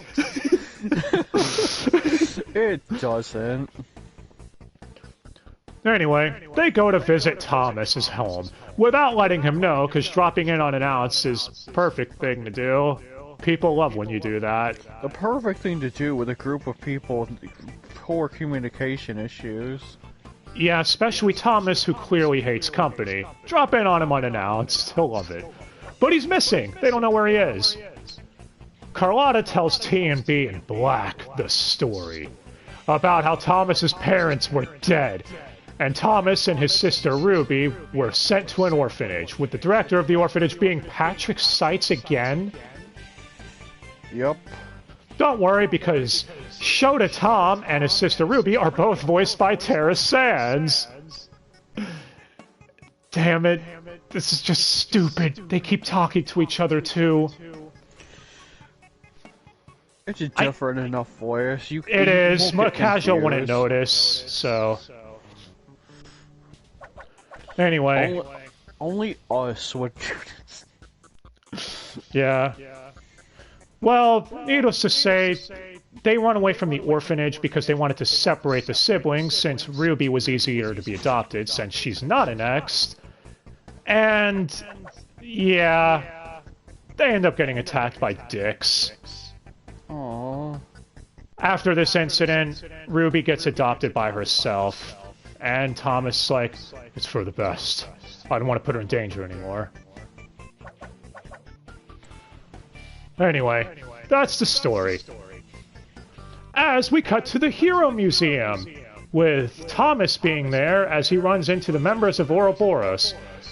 nerding out over Al Alden, Mr. Legend's #1 rival and the most famous vigilante to exist in the all of existence of existing. So, just gonna tell it now. Apparently, Al Alden, which I thought was Aladdin at first, I'm gonna be real, when they said it. Of course you did. Anyway, he defeated 17 heroes in his day, so the twins want to defeat 36. That way they could each say they killed 18 heroes. So, yeah. Thomas says he too is a fan of this L.L. Alden. So they're like, that's good, because if you weren't a fan of his, we don't know what we would do to you. I think Thomas is really fucking confused at this moment. Like, who the hell are these weirdos? What are they gonna do, break his arm? Well, Thomas leaves the museum and ends up running into an old couple, voiced by Jameson Price and Colleen O'Shaughnessy, and they need his help getting home. So, yeah.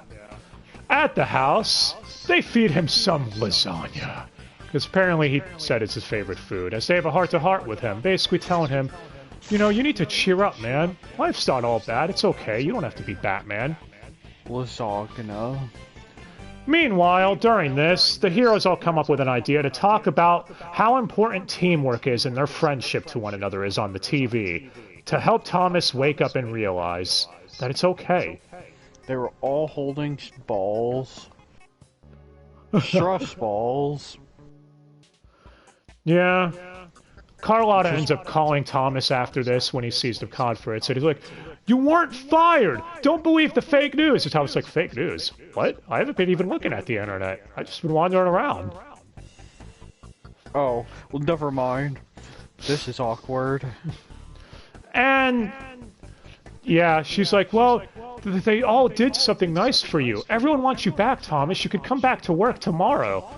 And he's like, yeah, you're right. He hangs up thinking, maybe it is okay to trust again. I can change. Oh shit, the lasagna was drugged.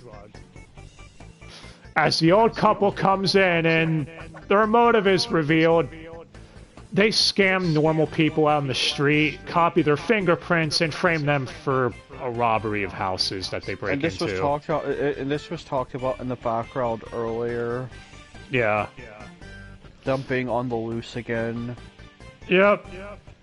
But they didn't know Tom was a next, so he gets up and beats the shit out of him, saying he'll never trust again. And I know we didn't see blood, but I don't know, man. He might have killed them. We don't ever hear about this couple again. They just got a whole entire bed and a whole bunch of other shit thrown at them. They'll be fine.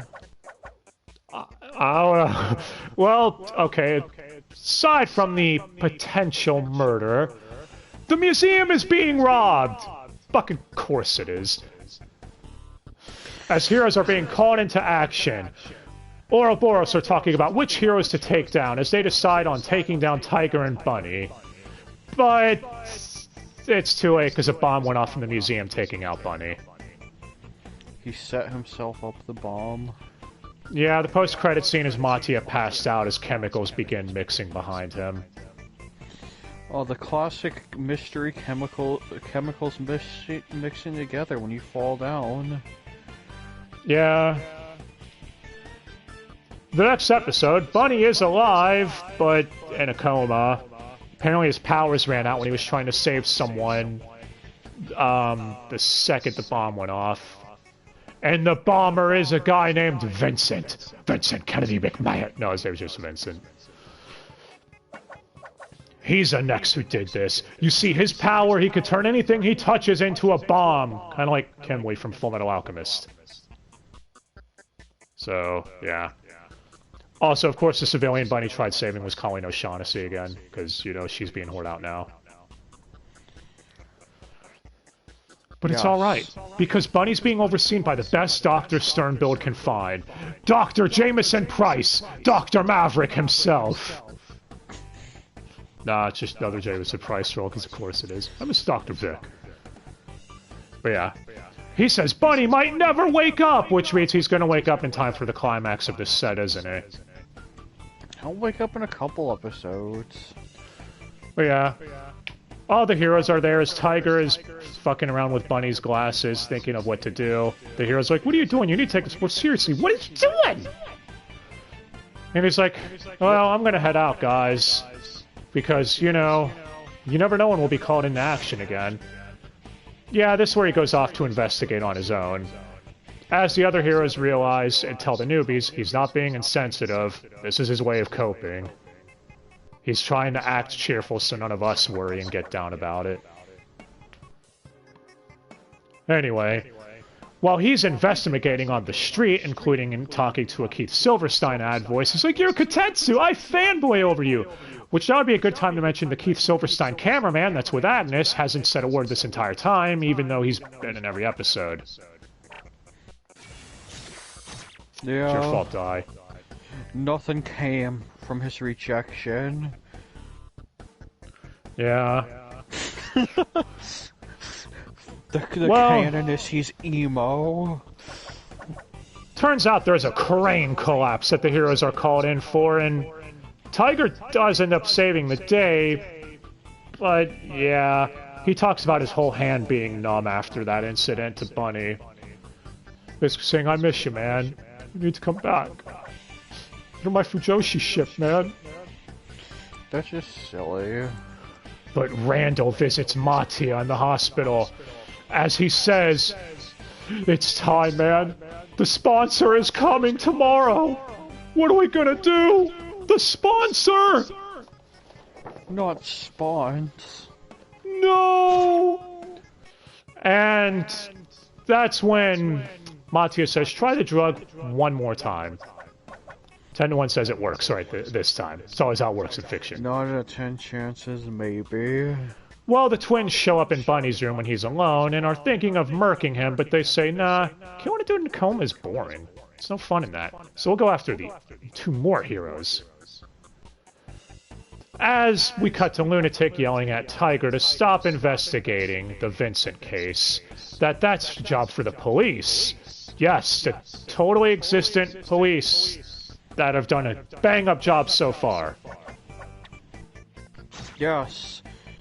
Well, they're busy with all the robberies, man. Come on. Yeah.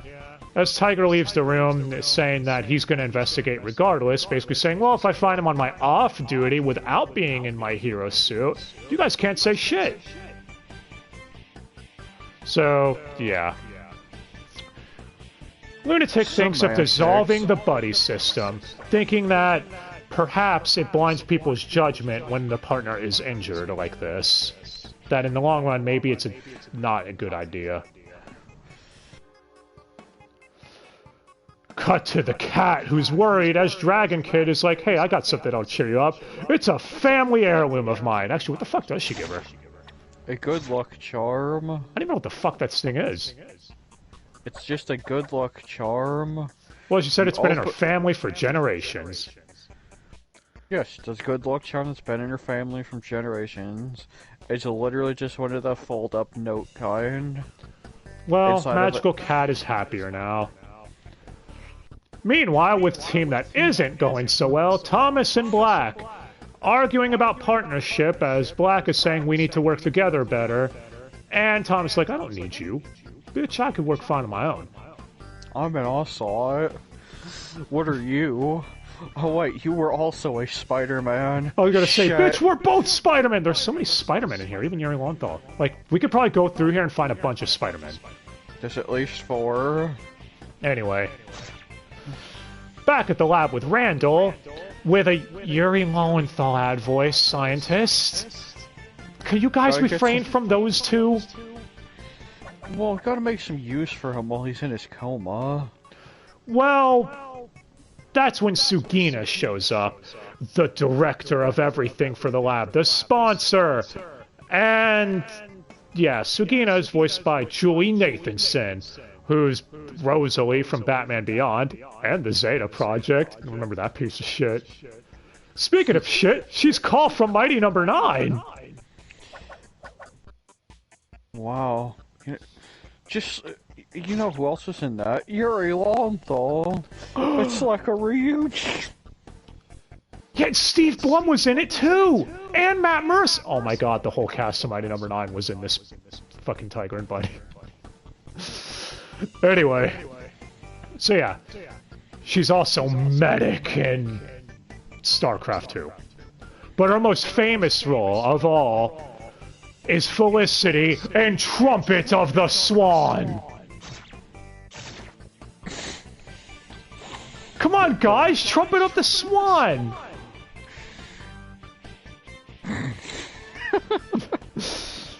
Anyway, so she shows up saying, "You have no results, huh?" That's what Ed was like, "No!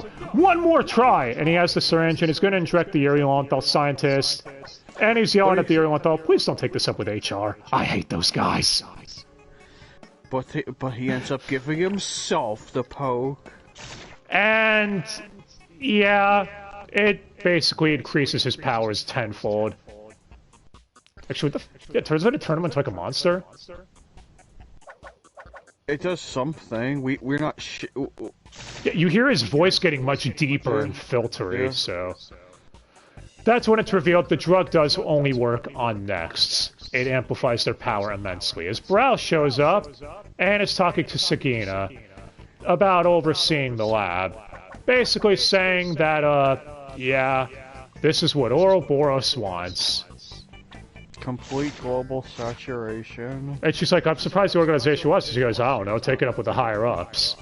I want to know who the higher-ups are. Want to see those." We'll see those in 6 to 8 months. Well, Kaede calls up Tiger, saying she's worried about him, for obvious reasons.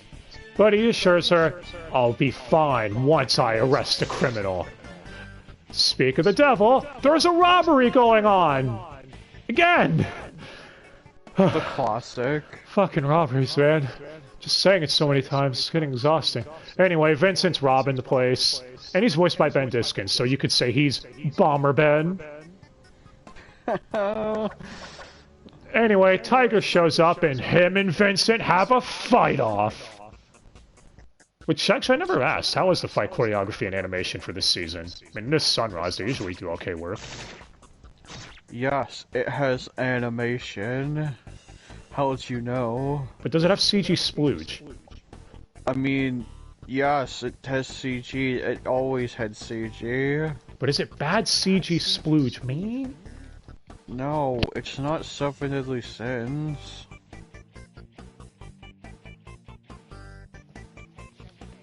Anyway. No, I heard you, What, did that kill you? It did. It broke me. Yeah, so... Or Dragon Ball Super. Well, Vincent ends up losing, but he gets away by using a bomb as a distraction. He's like, "Yeah, I'm out of here! I'm here!" He runs into the twins, and let's just say he has a very bad day.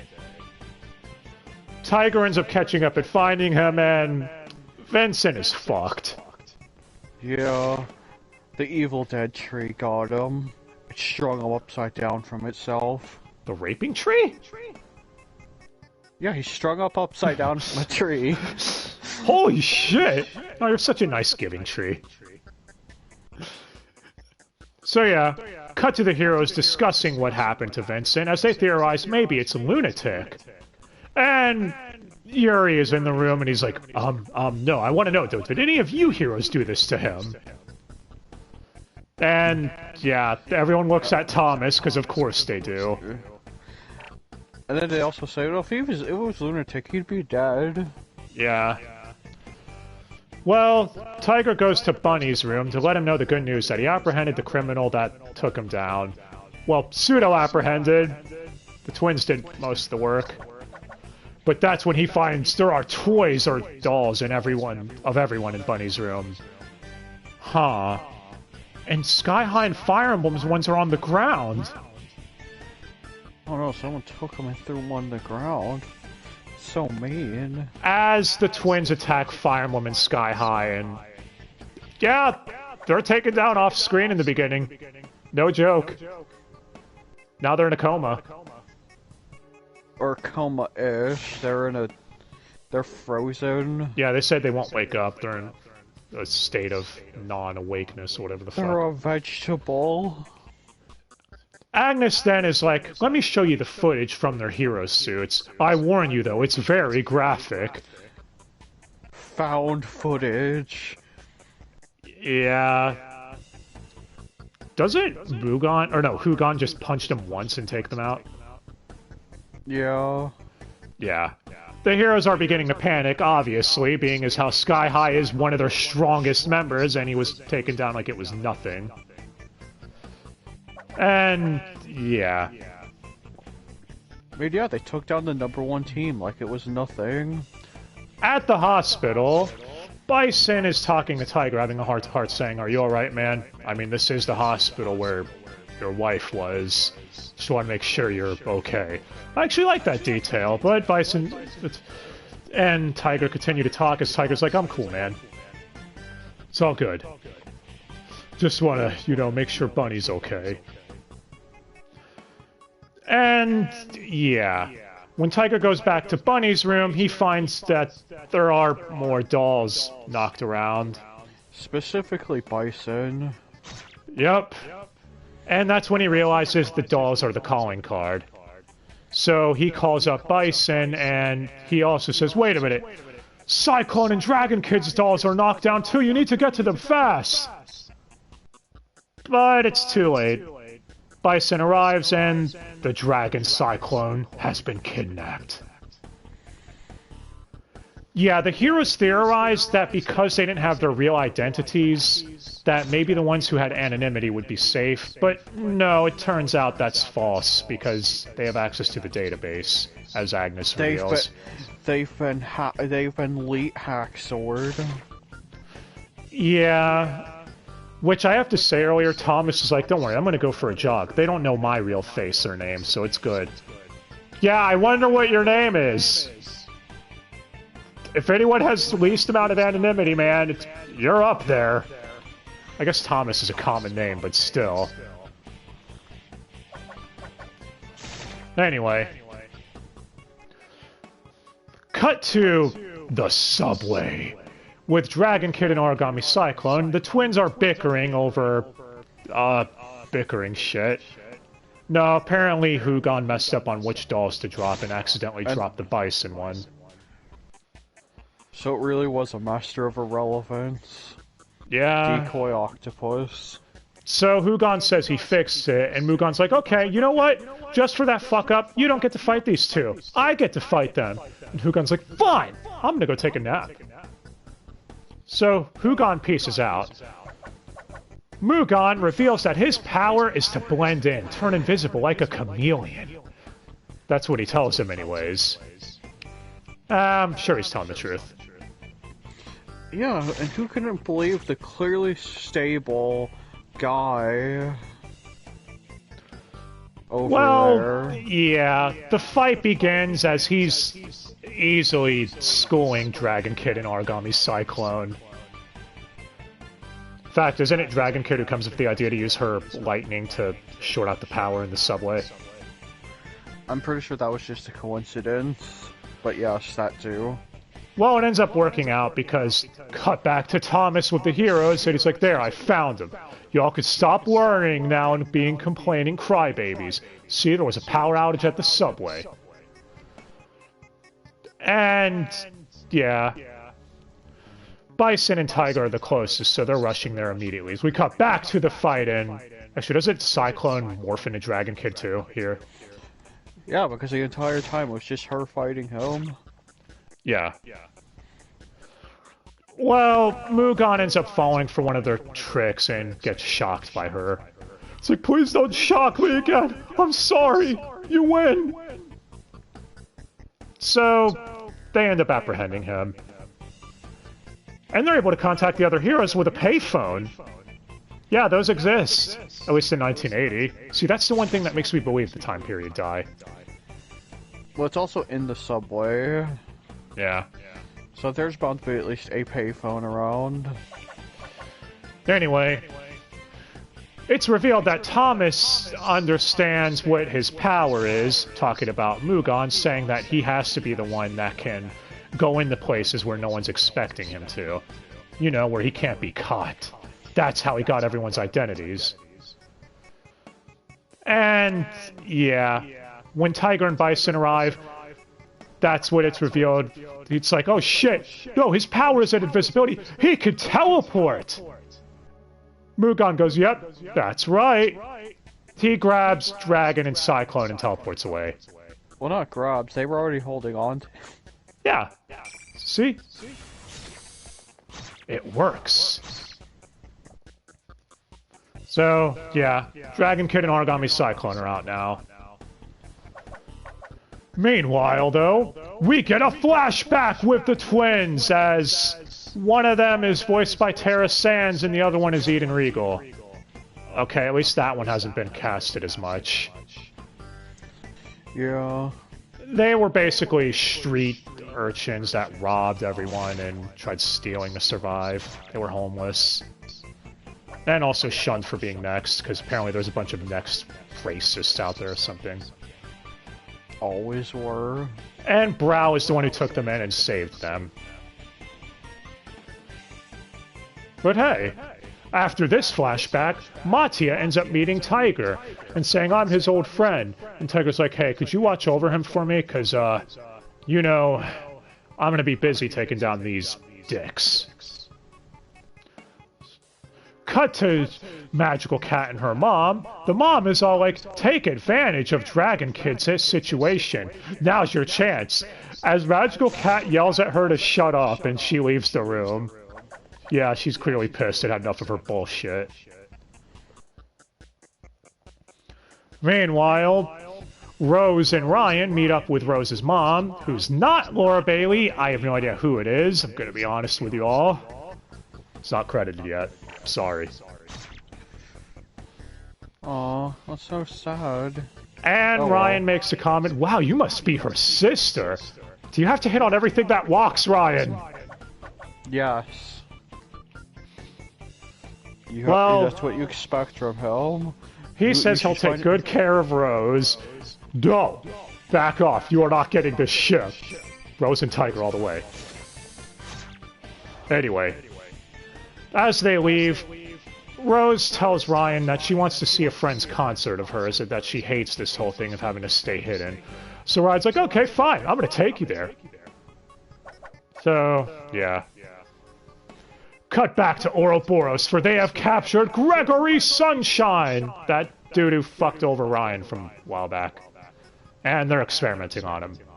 Because they said that he has life in prison. Fuck him. What would happen if the guy who could make people's powers unstable got some steroids? Yeah. Meanwhile, at the Hero... That sounds like a really good idea.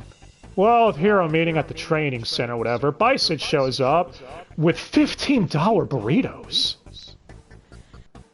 Yes, I'm hung up on that. Who the fuck pays $15 for a burrito? Well, with how expensive everything is now, it's not surprising. This is 1980. Anyway. Yeah. So, yeah.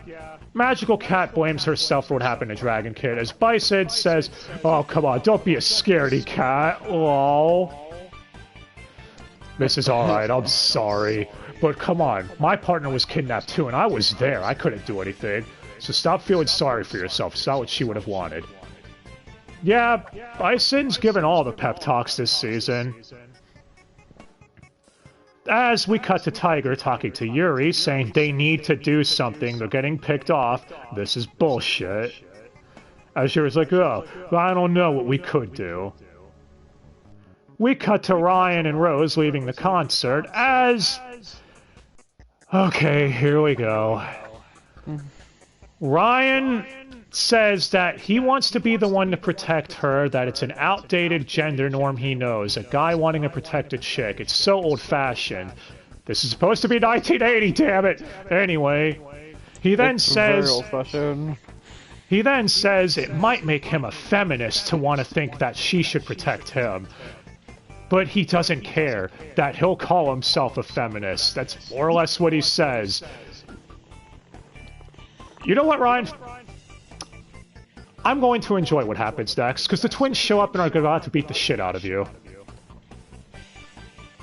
He does say that Blue Rose is one of the strongest heroes he's ever met, so they do seem to get along better now, but yeah. Either way, no! I do not ship it. Wait, will you stop saying that? We get it. Alright, so the twins attack, and they're like, hey, let's go invite more heroes as they teleport them to the training center. And yeah. It's about to be an all-out brawl as the twins explain their powers. Mugon can warp anywhere, as Hugon can reflect any attack thrown at him. Yeah, Hugon's power is broken as fuck. What? The reflection? You son of a bitch. Anyway. So, yeah, they're getting their asses kicked by the twins. As Bison is the one who tries helping the newbies escape to let Agnes know what's going on, because their comms are being jammed in this building. So... Yeah, it's bring your own jamming device day. I Do know! You get the memo? And Tom is like, I'm not running away! Same with Mr. Black's like, no! It's okay to run away. If you don't, we're all going to die. They're too powerful! So, yeah. Especially against Living Next. Doesn't Bison end up throwing them out of the building? He throws him out the window. Yeah. Because the twins catch up, and Hugon gets severely injured during this clash, because Golden Ryan ends up coming back from the brink after being severely injured and using his gravity. It's to bury shit on him. After this whole time that Blue Rose is holding them all off. Yeah, with her ice. So... covered in ice and rubble. He can't reflect that. Yep. Well, Black calls Agnes and tells her all the news. As Hugon is buried, Mugon shows up and is like, oh shit, my brother, no! He grabs him and teleports away before things could get any worse. And when they're back with Brow, turns out Hugon's fine. He thought he was gonna die, but he's alright. As they tell Brow that they need to go back and fight them again. They need to, and that's when it's revealed that they have the drug ready. Sugina and Brow... drugs, please. They literally say in unison, the twins, please give us the drugs.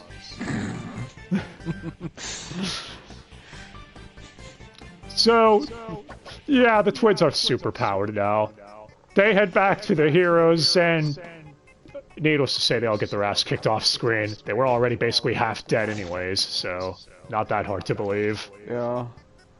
But now with the steroids, instead of the usual blue eye glow of the next, their eyes glow purple. Purple? Purple? Yeah. You know, just like when Tiger was losing his powers, his was glowing red, but he got that boost.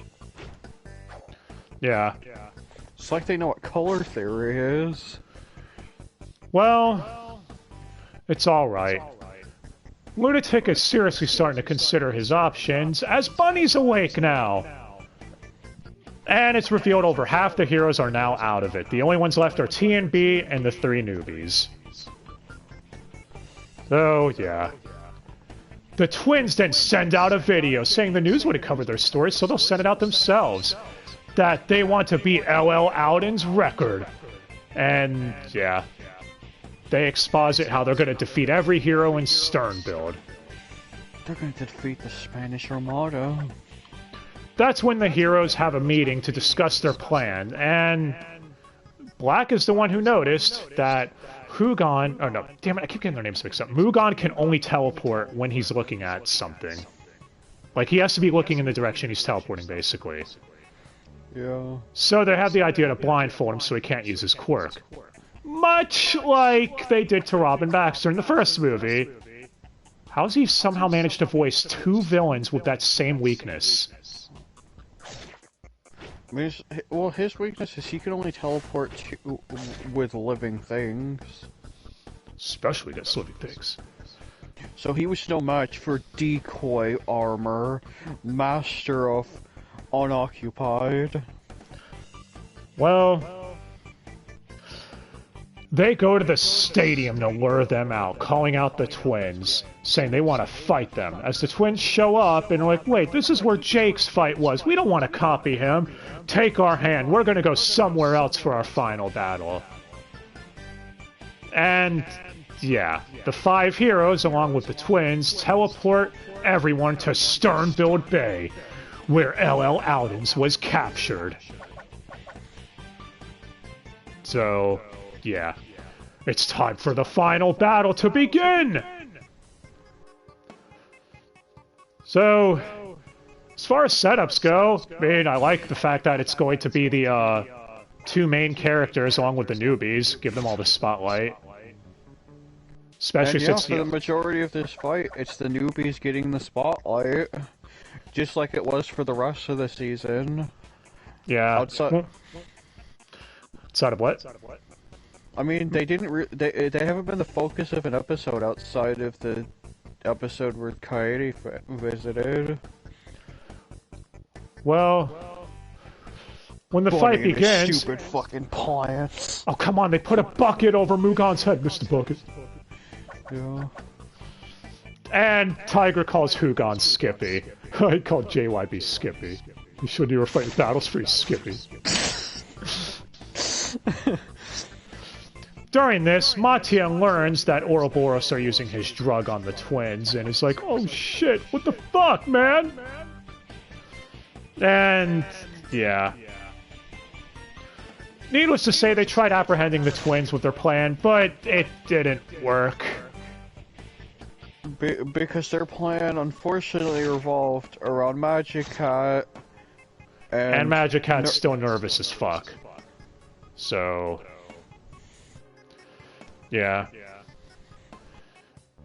But hey, on the bright side, Tiger gives in a really good shot to Hugon, charging his powers to the maximum, and yeah, Tiger gets fucked up here.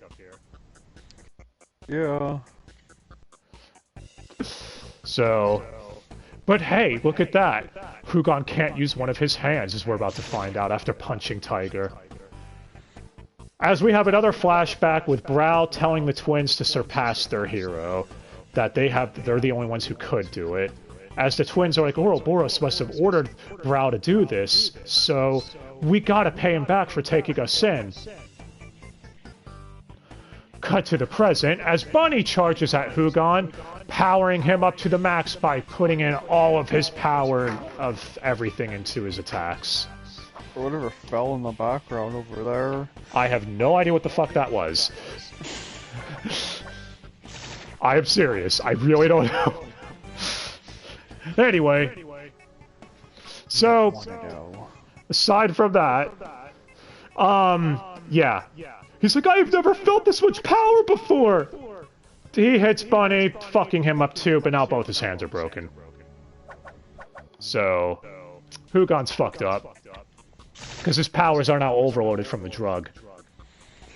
Oh, you mean now they're completely sidelined, and it's up to the new heroes to finish the job? Yep.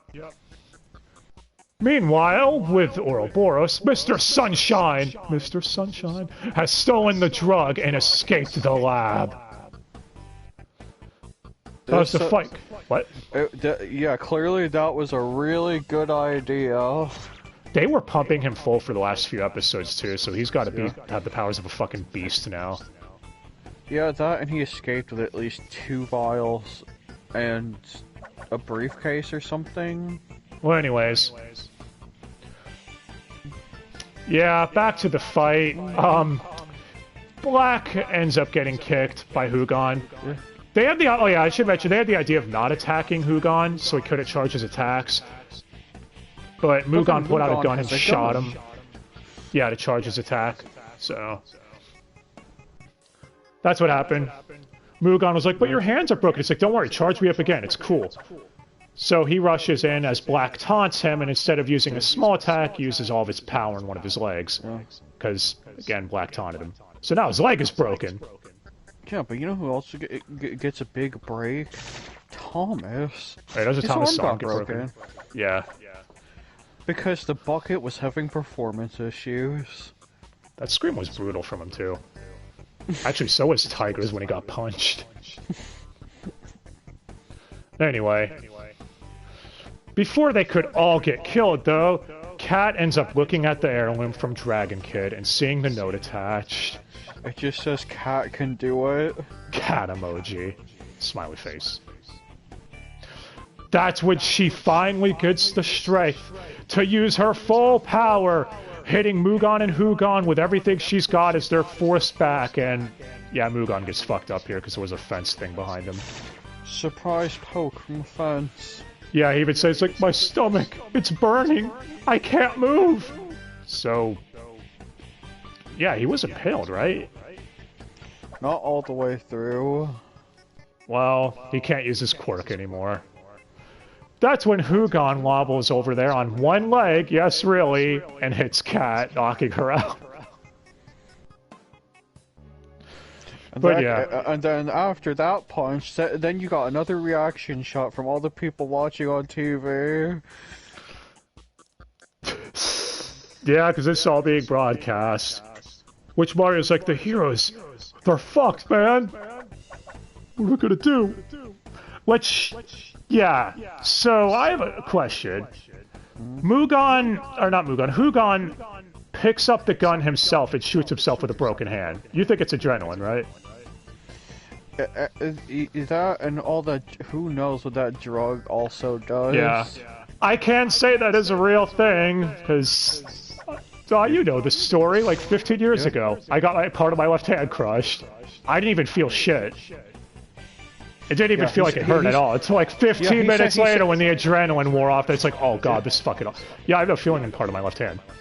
Yeah, he even said himself after the first punch against Tiger, I can't feel my arm. Well, anyway. So yeah, adrenaline is a real thing. I can confirm that myself, man. So I believe it. Makes sense. And it's probably even worse with those punches against Tiger and Bunny since they're wearing power armor. Also, Mr. Black, so that's also didn't help his leg. Well, that's when it's revealed Thomas uses his maximum power to control Tiger and have him hold on to Hugon, and then control Bunny and have him give the final blow. Because apparently Hugon can't charge his attack while being attacked at the same time or something. Yeah. Yeah. So, Hugon is defeated. But, the twins now realize they're dying. They then run the teleport away because they want to say goodbye to Brow one last time. As Brow corners Sunshine, and it's like, hey, you've got nowhere to go. The twins then show up and are like, sorry, Brow, we failed you. We're gonna die now. Brow starts lamenting that when Sunshine suddenly shoots all three of them. So yeah, they're all dead. Yeah. Block Sunshine. I was thinking that the whole time, too. Also, it's revealed Brow was the one with the ability to put the heroes in a frozen coma state. So, since he's dead now, the heroes are all out of a coma. And our ending is what you'd expect. The teams are all getting closer together. Let's see. Fireman and Sky High are bonding. Magic Cat thanks Dragon Kid for the note. Golden Ryan is still trying to get closer to Blue Rose, saying that you should pay more attention to your parents. It'll make me feel better. No one cares if you think fucking Ryan. Anyway. Thomas actually thanks Black. And Mr. Black's like, what? Did you just thank me? And he goes, shut up, you know what I said. We also have Lunatic burning the book, dissolving the buddy system, so he's going to keep it around a bit longer. So, yeah. As we end with Tiger and Bunny promising that one day they'll go out for a drink, maybe when they're out of the hospital. Do you think that day will come, Di? No. Well, cool, because we have a post-credits sequel bait of Mr. Sunshine with the drug running away and laughing maniacally into the sunset. Mwahaha. And that's it. So, Tiger and Bunny 2. I think, yeah, it started off good. I think I still prefer the first 13 episodes of Season 1. As far as antags go, I like the twins. Still might slightly prefer Jake, but that's because Jake had such a presence about him and it's fucking Jake. That death scream, man. But everything else was fine. It's the typical thing, like, it's more Tiger and Bunny. I don't have any major complaints about it, really, outside of everything we said earlier. We've already addressed. What? Anything you've got to add, Di? No. I guess the one thing is, you could tell in the first couple of episodes, it took a couple of them a bit to get back into the roles, but by episode 3, everyone was back into it. Wally Wingert especially sounds like you can tell he's definitely aged almost a decade since the last time he recorded for TNB. Not bad, but again, noticeable. Which works since they always call Tiger Old Man, and he is much older than most of them. But yeah. I still think Yuri Lowenthal and Wally steal the show. Their interactions are still great, and gonna hazard a guess in part 2, we're probably going to get more focus on TNB to wrap things up, since they didn't get much this half, because we focused on everyone else. Also, we're gonna get stuff on everyone's favorite friend, Golden Ryan, aren't we? What? What's up, Di? Europe. To no good. Well, Di, tell me in 5 words or less, why Blue Rose is indeed everyone's favorite waifu.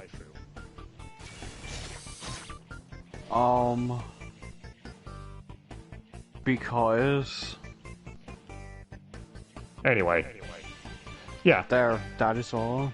I hope that answers the question. What if so we all thought of Tiger and Bunny? And yes, I still would have slapped Golden Ryan and Cyclone. Everyone else, though, again, Rock Bison especially would have turned around for him. Holy shit. Definitely improved his character drastically this season. So, we'll see if they could keep it up in part 2 whenever that comes out. But thanks for joining us for this long as hell video. Holy shit. Oh yeah, the Keith cameraman, Keith Silverstein cameraman did have one line of dialogue in episode 12. She mentioned that real quick. So he did say something, I guess. Unfortunately, though, the one he got rejected by wasn't there, was she? She was, she just didn't talk.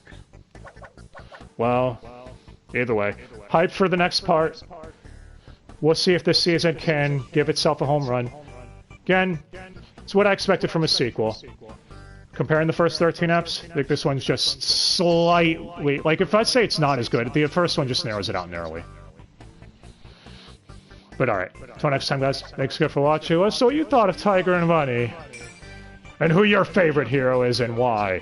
Because, honestly, out of the new heroes, I do really like Mr. Black and Hughes Thomas. I think they're really likable. Even if Thomas is a dick. But alright. See y'all again, guys. Have yourselves a great day.